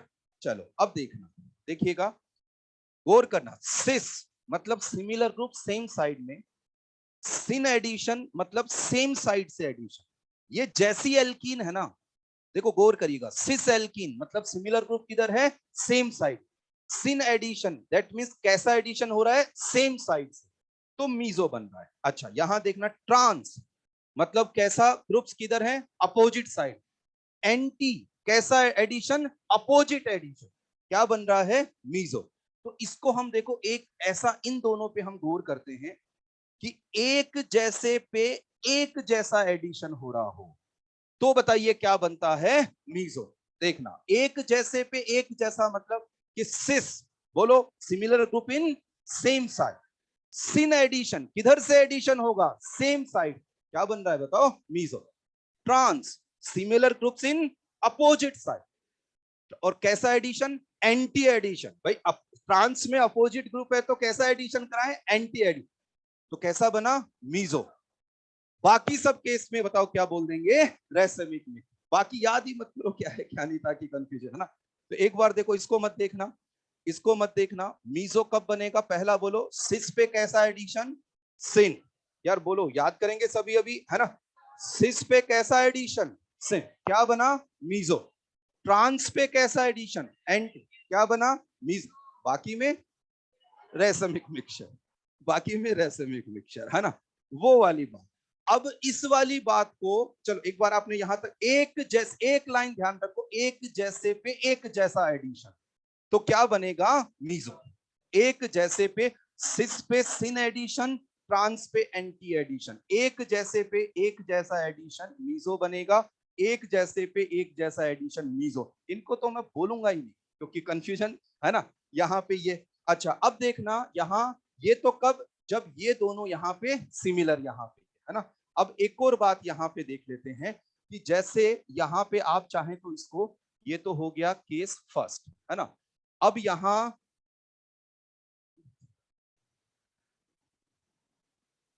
हाँ मैं डिस्कस करता हूँ यार, है ना, ये बिल्कुल। अभी देखो मैं छोड़ूंगा तो 15 मिनट लेके ही, है ना, तो इसलिए क्या है, मेरे को ये बात पूरी कर दो, है ना। और थोड़ा सा यार इतना मुझे टाइम दो ताकि मैं आपको फिर यहाँ पे, आप मुझे टाइम दो, मैं आपको कंटेंट दूंगा, है ना, यहाँ पे इस तरह से। तो यहाँ पे देखो, है ना, इस बार जो एल्कीन है ना, एल्कीन, एल्कीन यहाँ पे ये तो थी सिमेट्रिकल, ये अनसिमेट्रिकल एल्कीन है ना।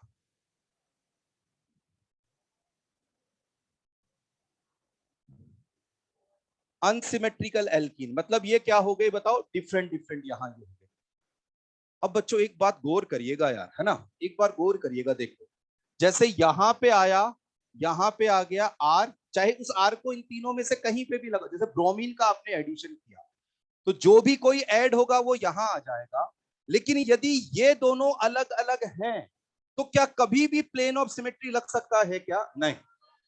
तो क्या इसमें, और प्लेन ऑफ सिमेट्री लगने से कौन बन रहा होता था? मीजो। क्या इसमें कभी भी मीजो बन पाएगा क्या? नहीं। तो यहाँ पे चाहे कैसा भी एडिशन हो, सिन एडिशन हो चाहे एंटी एडिशन हो, बताओ क्या बनेगा? हमेशा रैसमिक मिक्सचर। तो ये तो कोई दिक्कत ही नहीं यहाँ, क्यों, है ना। आप इसको ऐसा लिख लो, उसका मैंने रीजन भी बता दिया। तो आप यहाँ देखो, ये सब बातें आप ऐसे लिख सकते हैं कि आर एंड आर डैश दोनों अलग अलग हैं, इसलिए कभी भी इसमें पीओएस लगेगा ही नहीं, तो मीजो बनेगा ही नहीं। यहाँ मीजो के लिए प्लेन लगना चाहिए, और वो प्लेन मतलब दो बराबर हिस्सों में बटेगा कैसे? यदि दोनों अलग अलग एल्काइल ग्रुप है, एक मिथाइल एक इथाइल है, तो वो बन ही नहीं पाएगा, इस वजह से वहां पे मीजो नहीं बन पाता है ये। अब मैं आपको इस ट्रिक को काम में कैसे लेना है, वो उस पे मैं क्वेश्चन यहाँ पे कराता हूँ कि हमें ट्रिक को काम में कैसे लेना है। क्वेश्चन नंबर कौन सा चलेगा अपना, बताओ अगला। 23 देखिए, क्वेश्चन नंबर 23 यहाँ पे देखना यार बच्चों, आपको जैसे यहाँ पीएच, या पीएच मतलब बेंजीन, कुछ भी एक, है ना, यहाँ पे ये लगा तो दोनों जगह मिथाइल मिथाइल, यहाँ पीएच लगा। मेरे को एक बात बताओ यार, यहाँ पे बताओ, मैंने इसको ऐसे लिखा तो यहाँ पे क्या लगा हुआ है बताओ? एच। कौन सी एल्कीन है बताओ? ये सिस एल, सिस एल्कीन है ना। ये एच इधर एच इधर, दोनों यहाँ पे सेम साइड में, यहाँ पे ये है ना।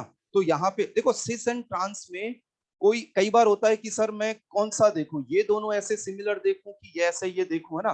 तो कोई दिक्कत नहीं, जैसे आप ट्रेन से जा रहे हैं और आपको कोई भी दो ऑब्जेक्ट अलग अलग विंडो से दिखाई दे रहे हैं, इस साइड की विंडो से इस साइड की विंडो से, तब वो कैसा हो गया? ट्रांस। और यदि कोई भी ऑब्जेक्ट आपको, दो ऑब्जेक्ट सेम साइड की विंडो से ही दिखाई दे रहे हैं, तो क्या हो गया? सिस। तो देखो आप क्या करो, जैसे डबल बॉन्ड जब ऐसे हो ना, ऐसे डबल बॉन्ड हो, तो मतलब ट्रेन कैसे, बताओ, ये पटरी हो गई जैसे, है ना, ट्रेन जाएगी ये, तो ये दोनों ऑब्जेक्ट एक तरफ की विंडो से दिखाई देंगे, तो ये कैसा हो गया? सिस। और यदि मतलब इधर इधर की तरफ या इधर वाले कैसे लगे उस बेसिस पे, और यदि ऐसे डबल बॉन्ड हो तो ट्रेन कैसे जाएगी? इस तरह से। तो जो सिमिलर ग्रुप किधर देख लेंगे आप? यहाँ पे जैसे ऐसे लगे हुए हैं, तो ये यहाँ क्या हो गया? सिस। ये यहाँ पे क्या हो गया? सिस यहाँ पे। तो ये सिस यहाँ पे, ठीक है। और अब यहाँ मैंने लिखा ब्रोमीन। देखो ये वाला तो आपको क्वेश्चन में देगा, लेकिन ये आपको खुद को पता होना चाहिए। बताओ कैसा एडिशन होगा? एंटी। सिस पे एंटी एडिशन प्रोडक्ट क्या बना रहे होंगे आप? बोलो। रेसमिक मिक्सचर, है ना। अब ये रहता है कि रेसमिक मिक्सचर को फिशर पे मैं डायरेक्ट कैसे बनाऊं, मैं आपको वो सिखाता हूं। देखिए, देखना, अभी लिखना बंद कर दो बस, फिर अपन डिस्कशन करते हैं। बस एक ये वाला क्वेश्चन, एक मतलब ये इस पे बेस्ड क्वेश्चन करके देखिएगा। देखना, मैं यहाँ पे फिशर ये बनाता हूं, है ना। देखना यार बच्चों, इस वाले कार्बन पे क्या क्या लगा हुआ है? एक पीएच, एक एच, और बताओ यहां से क्या आ जाएगा? B R. ठीक है ना, ये एच एंड पी एच तो लगे हुए हैं। अब आपको ये हो कि सर मैं यहाँ क्या लिखूं, या अरे कहीं पे कुछ भी लिखो, जैसे मैंने यहाँ लिख दिया पी एच, यहाँ एच, यहाँ बी आर, है ना। पी एच एंड एच पहले से प्रेजेंट दिया, आप यहाँ बी आर लिख देंगे, यहाँ एच, कोई दिक्कत नहीं। अब देखना, नीचे वाले कार्बन पे भी सेम यही ग्रुप आएंगे, है ना। अब यदि मैं यहाँ बी आर, यहाँ एच, यहाँ पी एच मैंने लिख दिया, तब तो बताओ कैसा बन जाएगा? मीजो। और मुझे मीजो नहीं बनाना है, तो मैं क्या करूं? पीएच तो मैंने यहां लिखा और एच इधर एंड बी आर इधर, मतलब मैं क्या करूं कि इनको इस तरीके से बदल के रख दूं कि क्या नहीं लगना चाहिए? प्लेनो। बस यहाँ पे ग्रुप सिमिलर रखिएगा, ताकि वो ऐसा नहीं हो कि इवन नंबर इंटरचेंज होकर गड़बड़ हो जाएगी। तो यहाँ ग्रुप सिमिलर, इनको अपोजिट साइड में, मैंने इनको अपोजिट साइड में क्यों रखा, सब बच्चों को क्लियर हुआ क्या? क्योंकि मुझे क्या नहीं बनाना था, मीजो। अच्छा, मुझे पता है कि रेसेमिक मिक्सचर बनाना है, तो बताओ मैं अब ये बना, इसकी मैं क्या बना दूं, मिरर इमेज। अब मिरर इमेज बनाना है तो यहाँ पी आर है, तो यहाँ बी आर लिखा, यहाँ पी एच लिखा, यहाँ एच लिखा, यहाँ एच, यहाँ ये बी आर और यहाँ ये पी एच, ये बन गया यहाँ पे रेसेमिक मिक्सचर। इनके बीच में जो आपस में रिलेशन होगा ये क्योंकि एनेंटियोमर बनेंगे तभी रेसेमिक मिक्सचर बनता है।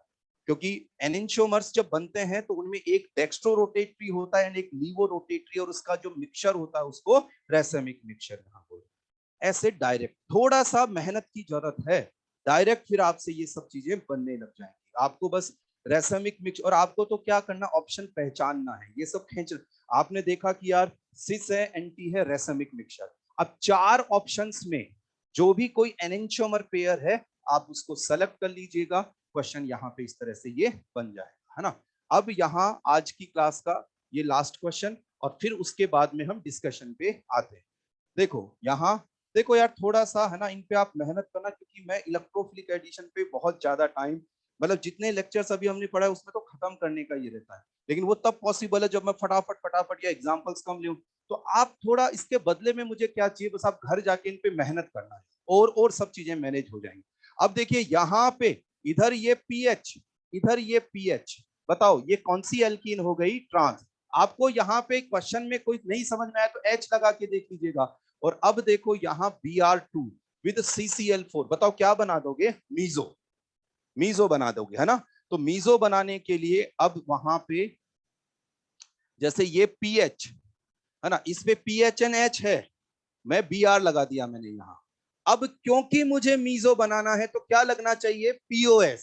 तो बताओ पीएच के नीचे क्या लिख देंगे, पीएच, इधर क्या Br, इधर H, बताओ क्या बन गया, मीजो यहाँ पे। और वो आप मतलब जैसे ही आपने ये देखा नहीं है ना, और आप क्या करो, उस ऑप्शन को टिक कर दो जिसमें कि मीजो बना हुआ है, आपको लिखने की भी जरूरत नहीं पड़ेगी, सीधा ही हवा में इस तरह से क्वेश्चन यहाँ पे ये बन जाएगा, ठीक है।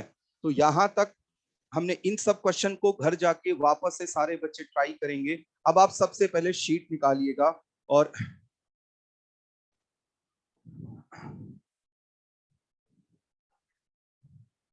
अच्छा, जिन बच्चों को डाउट्स नहीं है या डाउट्स कम है या जो भी है, वो अपना आगे की रेस सॉल्व करो, आपस में बातचीत कोई नहीं, है ना, ताकि टाइम का अपना यूज हो।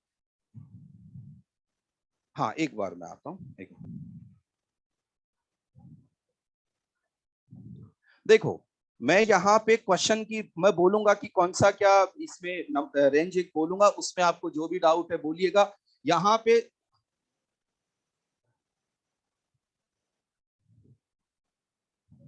क्वेश्चन अप टू 5 किसी स्टूडेंट को कोई डाउट है, चेक करेंगे। अच्छा, किसी क्वेश्चन के किसी ऑप्शन में भी, जैसे आप है ना, कई बार ये होता है कि स्टूडेंट को पूरे क्वेश्चन में डाउट नहीं होता, तो आप थोड़ा स्पेसिफिक भी करेंगे साथ में कि सर मुझे बी ऑप्शन में डाउट है या पूरे में भी डाउट। 5 तक नहीं पूछना किसी को। अच्छा आगे बढ़ते हैं, देखो 10 क्वेश्चन तक, up to 6th question, six 6th and 8th बताते हैं, एक बार इन दोनों को करते हैं, फिर कोई डाउट है तो देखो। हाँ एक मिनट में मैं एक बार ले लूंगा, अभी मैं पहले 6th वाले की बात करते हैं। Which carbocation is likely to be form, is least likely to be form. देखो यहाँ क्या होता है, देखो एक, सुनिएगा बच्चों, सुनिएगा प्लीज, देखो क्या होता है कि ये, हाँ देखो देखो, ये होते हैं बाईसाइक्लो कंपाउंड। बाईसाइक्लो कंपाउंड ये अपन 11th नोमेनक्लेचर में पढ़ते हैं, जिसमें 2 रिंग्स जो होती हैं, 2 या 2 से ज्यादा एटम से आपस में कनेक्ट होती है। और इस वाली पोजीशन को एंड इस वाली पोजीशन को हम बोलते हैं bridge head carbon, bridge head carbon. अब यहां एक रूल होता है जिसको हम लोग बोलते हैं ब्रेड्स रूल, और उसके अकॉर्डिंग जो ये ब्रिज हेड कार्बन होता है ना, इस ब्रिज हेड कार्बन पे क्या क्या नहीं हो सकता, ना तो पॉजिटिव चार्ज, ना ही डबल बॉन्ड। एक्चुअली क्या रहता है कि 8 मेंबर रिंग तक, ये 11th में पढ़ते हैं, मैं आपने पूछा इसलिए मैं इसका आंसर कर रहा हूं कि एक्चुअली इसमें एंगल स्ट्रेन की वजह से ब्रेड्स रूल अप्लाई होता है 8 मेंबर्ड रिंग, 8 मेंबर्ड रिंग तक। मतलब 8 मेंबर रिंग से ज्यादा बड़ी है फिर तो, क्योंकि बड़ी रिंग में स्ट्रेन कम हो जाता है, तो 8 मेंबर रिंग तक के जो ब्रिज्ड बाइसाइक्लो कंपाउंड्स हैं उसमें यहाँ पे पॉजिटिव चार्ज जो होगा वो स्टेबल नहीं होगा, मतलब ऐसा बनेगा ही नहीं, मतलब sp2 हाइब्रिडाइजेशन यहाँ नहीं होना चाहिए। देखो यहाँ पे sp2 हाइब्रिडाइजेशन हो गया तो यहाँ पे ये हो जाएगा नॉट पॉसिबल। देखो यार ये डिस्कशन ऐसे भी हो सकता है कि यार ये है ना ब्रेड्स रूल है, आप जाके 11th में देखो, बात खत्म, अगला क्वेश्चन पूछो, है ना, ऐसे भी हो सकता है। लेकिन ऐसे भी नहीं हो सकता है कि हम ब्रेड्स रूल को पूरा पढ़ें कि करें, तो फिर ऐसे कभी एंड ही नहीं होगा डिस्कशन। हाँ मैंने आपको हिंट दे दिया, कुछ बात भी यहाँ लिख दी, अब थोड़ा डिटेल आप जाके पढ़ लीजिएगा। अब ब्रेड्स रूल लिख लो, मैंने आपको बता भी दिया कि जो ब्रिज्ड बाइसाइक्लो कंपाउंड होते हैं उनके अंदर ब्रिज, ये वाला ब्रिज हेड कार्बन होता है, वहां पे sp2 हाइब्रिडाइजेशन नहीं हो सकता क्योंकि उसमें स्ट्रेन क्रिएट हो जाता है। एंड ब्रेड्स रूल 8, देखो यहाँ काउंट किया 1 2 3 4 5 6 7, ऐसे कहां तक अप्लाई होता है ये 8 मेंबर। आपका क्वेश्चन इससे बिल्कुल यहाँ पे क्लियर, यहाँ पे ये हो जाएगा ना, तो ब्रेड्स रूल यहाँ पे। चलिए अब इन्होंने एक तो 6th क्वेश्चन पूछा था, एक बताओ कौन सा 8th क्वेश्चन पे आप लोगों ने ट्राई किया क्या, है ना, है ना, तो ये क्या है कि इस पे गिव अप नहीं करिएगा क्योंकि ये तो अपना प्योरली 12th वाला ये वाला बात है ना। इस पे यदि जैसे इस पे है ना, इस पे आपने ट्राई किया क्या ये बताओ, है ना, तो अब उसमें फिर आपके कम आंसर आ रहे हैं, मतलब वो बैठ नहीं रहा है ऐसा, है ना। चलो देख लेते हैं। क्वेश्चन है हाउ मेनी 1 2 शिफ्ट, देखो रिंग एक्सपांशन रिंग कॉन्ट्रैक्शन वाली स्टेप्स को भी 1 2 शिफ्ट बोलते हैं, है ना, तो उन सबको भी काउंट करना है। तो यार ऐसे क्वेश्चंस पे लेकिन थोड़ा देखो 1 2 3 4 यहाँ 5, देखो यहां से ये देखो पहला पहला अपन यहां कर लेते हैं, ये वाला बॉन्ड हटाया एंड यहां से बॉन्ड कनेक्ट कर लिया, बताओ पॉजिटिव चार्ज कहां पे आ जाएगा 2 नंबर पे। तो इस वाली स्ट्रक्चर को हम ऐसा लिख लेते हैं, ये हमने लिखी, यहाँ पे ये और यहाँ पे ये किया और यहाँ पे 5 मेंबर रिंग बना ली हमने इस तरीके से, और यहाँ पे ये बताओ क्या चार्ज आ गया, यहाँ पे पॉजिटिव चार्ज। नोट कर लीजिए, है ना, आप देखो 2 एंड 5 के बीच में से बॉन्ड हटाया, 1 एंड 5 पे कनेक्ट किया, ये 5 मेंबर रिंग, और ये तो रह गया 1 नंबर कार्बन जहां पे कनेक्टेड 2 पे पॉजिटिव। ये तो हो गया यहाँ पे पहला, ठीक है। अब इसके बाद में बताओ यहां से मैं क्या लेके आ जाऊं, यहाँ पे हाइड्रोजन 1 2 H शिफ्ट, बताओ ये वाला रीअरेंजमेंट कौन सा हो गया, दूसरा वाला। तो देखो यहाँ क्या हुआ, ये हुआ यहाँ पे, ये होने के बाद में ये, जैसे मैं इसको थोड़ा सा इस तरीके से लिख देता हूँ, यहाँ पे ये रहा। जिन बच्चों को भी दिक्कत है ना यार वो नोट जरूर करेंगे फिर, है ना, यहाँ पे ये आ गया यहाँ पे पॉजिटिव चार्ज। बच्चों यार बताओ यहाँ पॉजिटिव चार्ज आया तो इस रिंग का क्या हो जाएगा, रिंग एक्सपांशन। चलिए अब इस रिंग का रिंग एक्सपांशन करना है तो ये 1 2 3 4 यहाँ 5, ये वाला बॉन्ड हटा दें यहाँ से और इसके बीच में बॉन्ड बन जाएगा, और ये नेक्स्ट 1 2 शिफ्टिंग हो गई। एक्चुअली जो भी यहाँ पे, क्योंकि 1 2 शिफ्टिंग का मतलब ये है कि यहां से 2 नंबर से इलेक्ट्रॉन्स हटकर 1 नंबर पे चले जाते, पास पास रिंग एक्सपांशन वाली स्टेप हो या normal shifting, hydrogen shift, methyl shift, 1 2 shifting का मतलब होता है पास वाले कार्बन से इस वाले कार्बन, यहां से इलेक्ट्रॉन्स हटके और इस पे शिफ्ट हो रहे हैं, तो इसको 1 2 शिफ्ट इसलिए यहाँ पे नेम दिया जाता है। अब देखो इससे क्या होगा, ये बन जाएगी 5 मेंबर रिंग, इधर वाली 5 मेंबर रिंग है, यहां से एक कार्बन से यहाँ 5 मेंबर रिंग यहाँ पे कनेक्ट हो गई, और यहाँ पे ये वाला सेकंड नंबर कार्बन जिससे दोनों रिंग कनेक्ट हैं उससे नीचे वाला कार्बन यहाँ पे बताओ क्या हो गया यार, पॉजिटिव। बोलो यार क्लियर।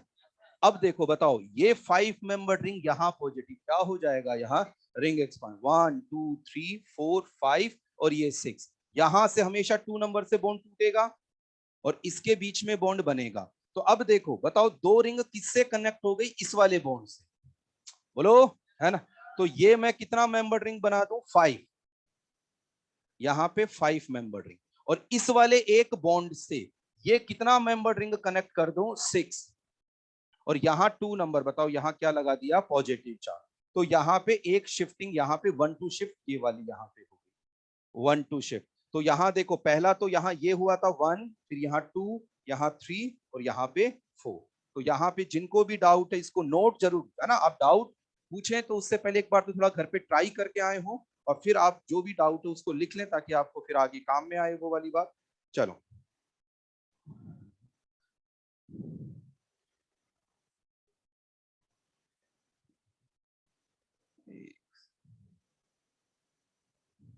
चलो अब यहाँ पे देखो अप टू 10 और कोई डाउट है बोलिएगा। 10th क्वेश्चन है ना, 4th क्वेश्चन, ठीक है 4th में एक बार चलते हैं, है ना। 10th क्वेश्चन देखो ये है। 10th क्वेश्चन का मैं तरीका बताता हूं। देखिए 10th क्वेश्चन किस तरीके से ये होगा। यहाँ डेल्टा एच क्या होता है देखिए, देखना यार, जैसे देखो कभी कोई प्रोसेस होता है ना, यहाँ कोई प्रोसेस होता है, मोबाइल अंदर रखोगे है ना, नहीं नहीं मोबाइल कोई बाहर से, देखो मैं आपको एक बात बताऊं, अभी क्या था, ये जब से ऑनलाइन कोविड वाली सिचुएशन ये नहीं आई थी ना, तब यहाँ लिखा रहता था कि मोबाइल किसी के पास मिला तो ये फाइन लग जाएगा, है ना। चलो फाइन वाइन छोड़ो यार, इन्होंने पकड़ लिया और पासवर्ड मांग लिया तो बड़ा चक्कर पड़ जाता है कई बार, है ना, है ना, कई बार ये हो जाता है ना, कई सारे चक्कर पड़ते हैं ना। तो अब क्या है कि क्लास के अंदर कई बार क्या होता है, जैसे कोई चीज लिखी तो कई बार आदत में क्या होता है, कौन लिखेगा यार ये फोटो, आप फोटो ले लो, वो पूरे साल भर तक फोन में ही रहता है, कॉपी में कभी आएगा ही, क्योंकि हमेशा क्या लगेगा, कभी भी लिख लेंगे यार, है ना, और इतना टाइम देंगे ही नहीं हम लोग आपको, है ना कभी, तो इसलिए क्या है, इसको आदत में ही मतलब फोन ऑन जो है क्लास के बाहर जाके, ताकि डिसिप्लिन बना रहे क्लास के अंदर, है ना। तो वो सब देखिएगा यार, देखो मैं क्वेश्चन नंबर 10 आपको बता रहा हूं। होता क्या है, जब भी कभी कोई प्रोसेस होता है ना, सुनिएगा, तो क्या होता है, एक एनर्जी बैरियर क्रॉस करना पड़ता है, एनर्जी चेंज लिखा हुआ, तो अब जैसे ये है रिएक्टेंट, ये है प्रोडक्ट, और यहाँ कोई इंटरमीडिएट है, तो जैसे यहां से यहां तक का कोई एनर्जी चेंज है, delta H enthalpy of reaction या एनर्जी चेंज, तो जितना स्टेबल कार्बोकेटाइन बनेगा उतना ही बताओ ये डेल्टा एच की वैल्यू ये क्या होती जाएगी, कम होती। एक्चुअली पता है ये क्वेश्चन क्या है, ये क्वेश्चन ये है कि जो कार्बोकेटाइन बन रहे हैं उनकी स्टेबिलिटी को आपको कंपेयर करना है, जितना स्टेबल कार्बोकेटाइन बनेगा डेल्टा एच उतना ही कम हो जाएगा। तो यहां देखो बताओ, जो यहाँ प्रोडक्ट साइड में आपको कार्बोकेटाइन बना रखे हैं, सबसे स्टेबल कार्बोकेटाइन यहाँ कौन सा हो जाएगा, थर्ड में, क्योंकि वो पॉजिटिव चार्ज कहां डीलोकेलाइज हो रहा है, रिंग में। थर्ड से सबसे ज्यादा स्टेबल, थर्ड से कम स्टेबल कौन सा होगा, सेकंड, क्योंकि पॉजिटिव चार्ज रेजोनेंस में। फिर कौन सा आएगा, फर्स्ट, और सबसे लास्ट में कौन सा आ जाएगा, फोर्थ वाला, क्योंकि ये जो पॉजिटिव चार्ज है रेजोनेंस में इन्वॉल्व नहीं होता है, और साथ ही में इसमें क्या होता है कि sp2 हाइब्रिडाइड कार्बन होते हैं जिनका माइनस आई इफेक्ट इसकी स्टेबिलिटी को बहुत कम कर देता है। तो ये बहुत ही कम स्टेबल कार्बोकेटाइन होता है, बेंजीन रिंग पे ऐसे पॉजिटिव चार्ज रखे हो, और यदि आपने यहाँ पे ऐसा कार्बोकेटाइन बना दिया इस तरह का, तो ये काफी स्टेबल कार्बोकेटाइन हो जाता है, क्योंकि किसमें इन्वॉल्व हो रहा होता है, रेजोनेंस के अंदर, ठीक है। चलिए देखो आप 4th क्वेश्चन जो पूछ रहे थे मैं उसको बता देता हूँ। कार्बोकेटाइन एक लुईस एसिड होता है ना, क्योंकि उसमें वैकेंट ऑर्बिटल यहाँ होता है, जो लॉन पेयर एक्सेप्टर स्पीसीज होती है। लुईस एसिड किसी को नहीं पता तो 4th क्वेश्चन के ऑप्शन में लिख लो लॉन पेयर एक्सेप्टर। फिर है it has 6 electron in valence shell, तो देखो कार्बोकेटाइन जो होता है ना उसका जनरल रिप्रेजेंटेशन ये होता है, तो देखो यहाँ पे 2 to 4 to 6 इलेक्ट्रॉन्स यहाँ पे ये। फिर यहाँ लिखा हुआ है इट इज एन इलेक्ट्रोफाइल, तो सही है electrophile. It always trigonal planar, देखो sp2 हाइब्रिडाइजेशन तो इसका होता है, लेकिन कई इस तरह के भी कार्बोकेटाइन होते हैं जिनका sp हाइब्रिडाइजेशन भी यहाँ पे ये रहता है, ठीक है। तो इस वजह से क्या है कि हमेशा और ये ट्राइगोनल प्लेनर ही रहे, ये यहाँ पे जरूरी नहीं। चलिए 10 तक और किसी बच्चे को कोई बात है तो बोलिएगा, आगे बढ़े यार, है ना। चलिए जी आप बात करिएगा 15 तक। 11th क्वेश्चन, देखो 11th क्वेश्चन में कुछ इंफॉर्मेशन आ जाती है, तो आप तक इंफॉर्मेशन पहुंचाने का सोर्स जो है class copy, race sheet, test papers में कुछ ना कुछ आपको ये, तो आप देखो इससे सीखिएगा। इसमें केमिकल बॉन्डिंग के जो बेसिक चीजें है ना, केमिकल बॉन्डिंग की, वो कई बार ऑर्गेनिक में कुछ काम आती रहती है, तो मैं आपको क्लियर करता हूं, देखो ध्यान दीजिएगा। देखो एक यहाँ पे ये वाली स्ट्रक्चर है जो क्वेश्चन में गिवन है ना यार, और जो यहाँ ऑप्शन में, मतलब ऑप्शंस में जिस स्ट्रक्चर को काम में ले रहे हैं ना, वो इसके बारे में बात कर रहे हैं। देखो ऑप्शन में यहाँ पे, जैसे यहाँ पे फर्स्ट ए ऑप्शन है, first is more soluble in water than bromocyclopropane, यहाँ पे जो ऑप्शंस में जो ब्रोमोसाइक्लोप्रोपेन बोल रहे हैं वो ये वाला है, ठीक है। अब देखना यार बच्चों, यहां से बी आर यहां से हटे तो है ना, तो यहाँ पे क्या होगा, इस तरह का कैटाइन बनेगा, यहाँ बी आर यहाँ पे हटे तो इस तरह का कैटाइन, और यहाँ पे यहां से बी आर हटे तो यहाँ पे ये वाला ये बने, नहीं डांसिंग रेजोनेंस इसमें नहीं हो रहा है, एक्चुअली ये स्ट्रक्चर जो हो रही है ना वो एरोमेटिक बन रही है। ये कैसा कैटाइन है बताओ, एरोमेटिक कैटाइन। तो ये कैटाइन बहुत ज्यादा स्टेबल होता है ड्यू टू इट्स एरोमेटिसिटी, तो इसके बनने की टेंडेंसी मतलब ये जब भी कोई रिएक्शन में इन्वॉल्व हो ना, तो ये Br को हटने की टेंडेंसी इसकी बहुत अच्छी होगी, क्योंकि इसके हटने के अब एरोमेटिक कैसे पहचानते हैं वो सब थोड़ा सा आपको पता होना चाहिए। तो अब देखो यहाँ पहला ऑप्शन क्या है कि first is more soluble in water than bromocyclopropane. देखो क्या होता है यहाँ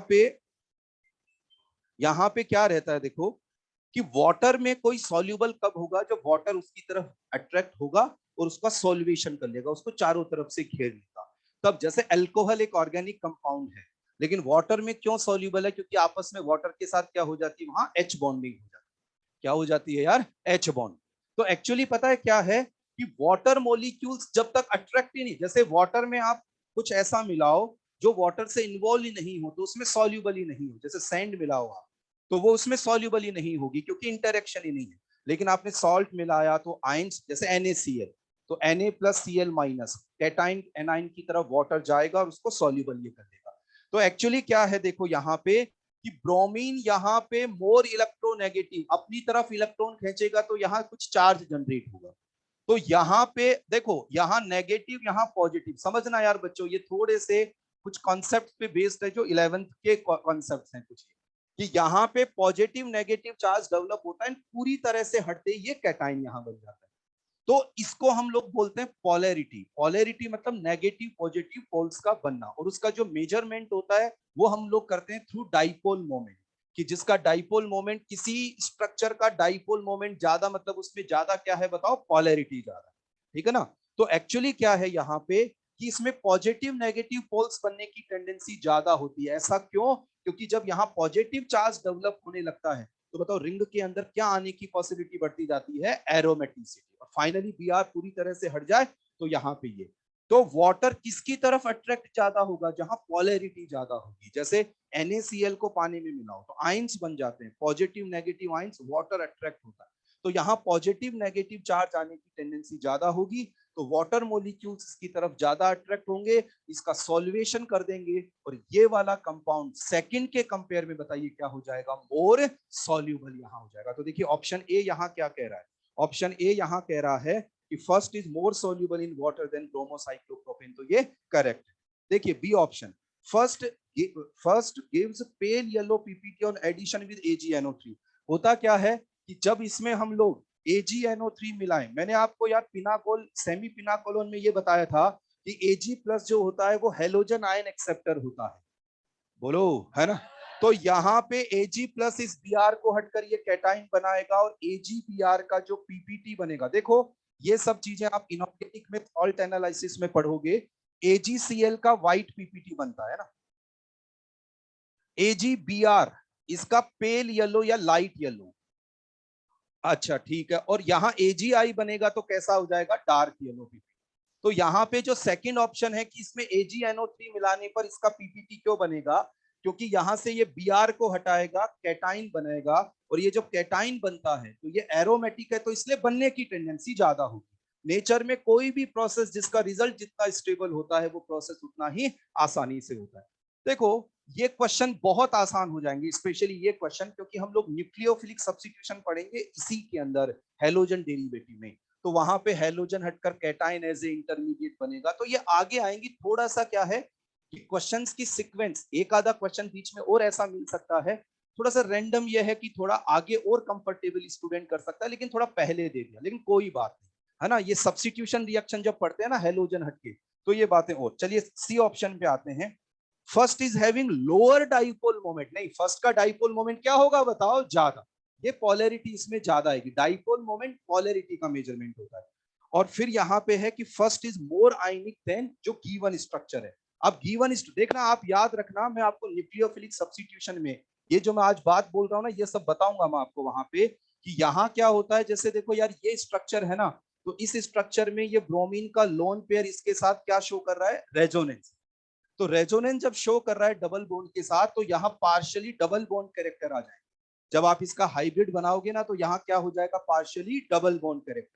तो यहाँ से Br हटने की टेंडेंसी ही नहीं रखता। जैसे मैं आपको SN1 SN2 रिएक्शन पढ़ाऊंगा सब्स्टिट्यूशन, तो वहां बोलूंगा कि ये सब्स्टिट्यूशन रिएक्शन देता ही नहीं है, क्यों, क्योंकि Br हटेगा ही नहीं। क्यों नहीं हटेगा, क्योंकि रेजोनेंस की वजह से यहाँ क्या आ जाता है, पार्शियली डबल बॉन्ड कैरेक्टर यहाँ आ जाता है। तो देखियो यहाँ पे यह है कि फर्स्ट इज मोर आयनिक। क्या ये मोर आयनिक है? यस। आयनिक का मतलब होता है आयंस बनाने की टेंडेंसी इसकी ज्यादा होगी, क्योंकि बीआर आसानी से हट जाएगा। बीआर आसानी से इसलिए हटेगा क्योंकि इसके हटने पर बनने वाला कैटाइन बताओ क्या होगा? More stable. यहां बीआर क्यों नहीं हट पा रहा है? क्योंकि यहां पार्शियली डबल बॉन्ड कैरेक्टर आ जाएंगे ड्यू टू रेजोनेंस। बोलो यार, कुछ कुछ समझ आया है? चलो अब देखो यहाँ पे ऐसा है कि आपको मैं अभी जितना मैंने डिस्कस किया, जितने भी पेंडिंग है मैं सारा यहाँ डिस्कस करूंगा, लेकिन मैं होमवर्क थोड़ा सा बढ़ा रहा हूं अप टू 30, है ना। 10 क्वेश्चन इसमें से और करिएगा। हाँ, अरे संडे को क्लास क्लास है आप लोगों की? नहीं, जिसकी भी, हाँ जिस नहीं, संडे को मैं क्या, मेरे को भी एक लीडर में मैं क्लास ले रहा हूँ, मतलब उसमें वो डिस्कशन वगैरह का मेरा ये है। तो संडे वगैरह को तो जो आपको क्लास ले रहे हैं अभी वो चलने दीजिएगा। मैं फिर बाद में कभी मेरे को अभी अभी आपको रेस नंबर जो है ना, देखो अभी मैं रेस 2 और यही मैं डिस्कस कर पाऊंगा, लेकिन आप रेस 3 देखो, रेस 6 तक 11th वाला है तो वो वहां तक कर सकते हैं, लेकिन 11th वाले पोर्शन में हम एक बात करते हैं लिमिटेड, जितना टाइम दे सकते हैं उतना। ये ओवन में 30 तक आप कर लीजिए, रेस 3 भी आप कर सकते हैं, है ना। और शाम को 6 बजे सवल सेकंड, इससे नीचे वाले फ्लोर पे किसी बच्चे को डाउट वाउट हो तो आ सकता है। चलिए, नहीं वहां डाउट सेक्शन तो बाहर स्टाफ रूम में मिलता है, ठीक है। चलो।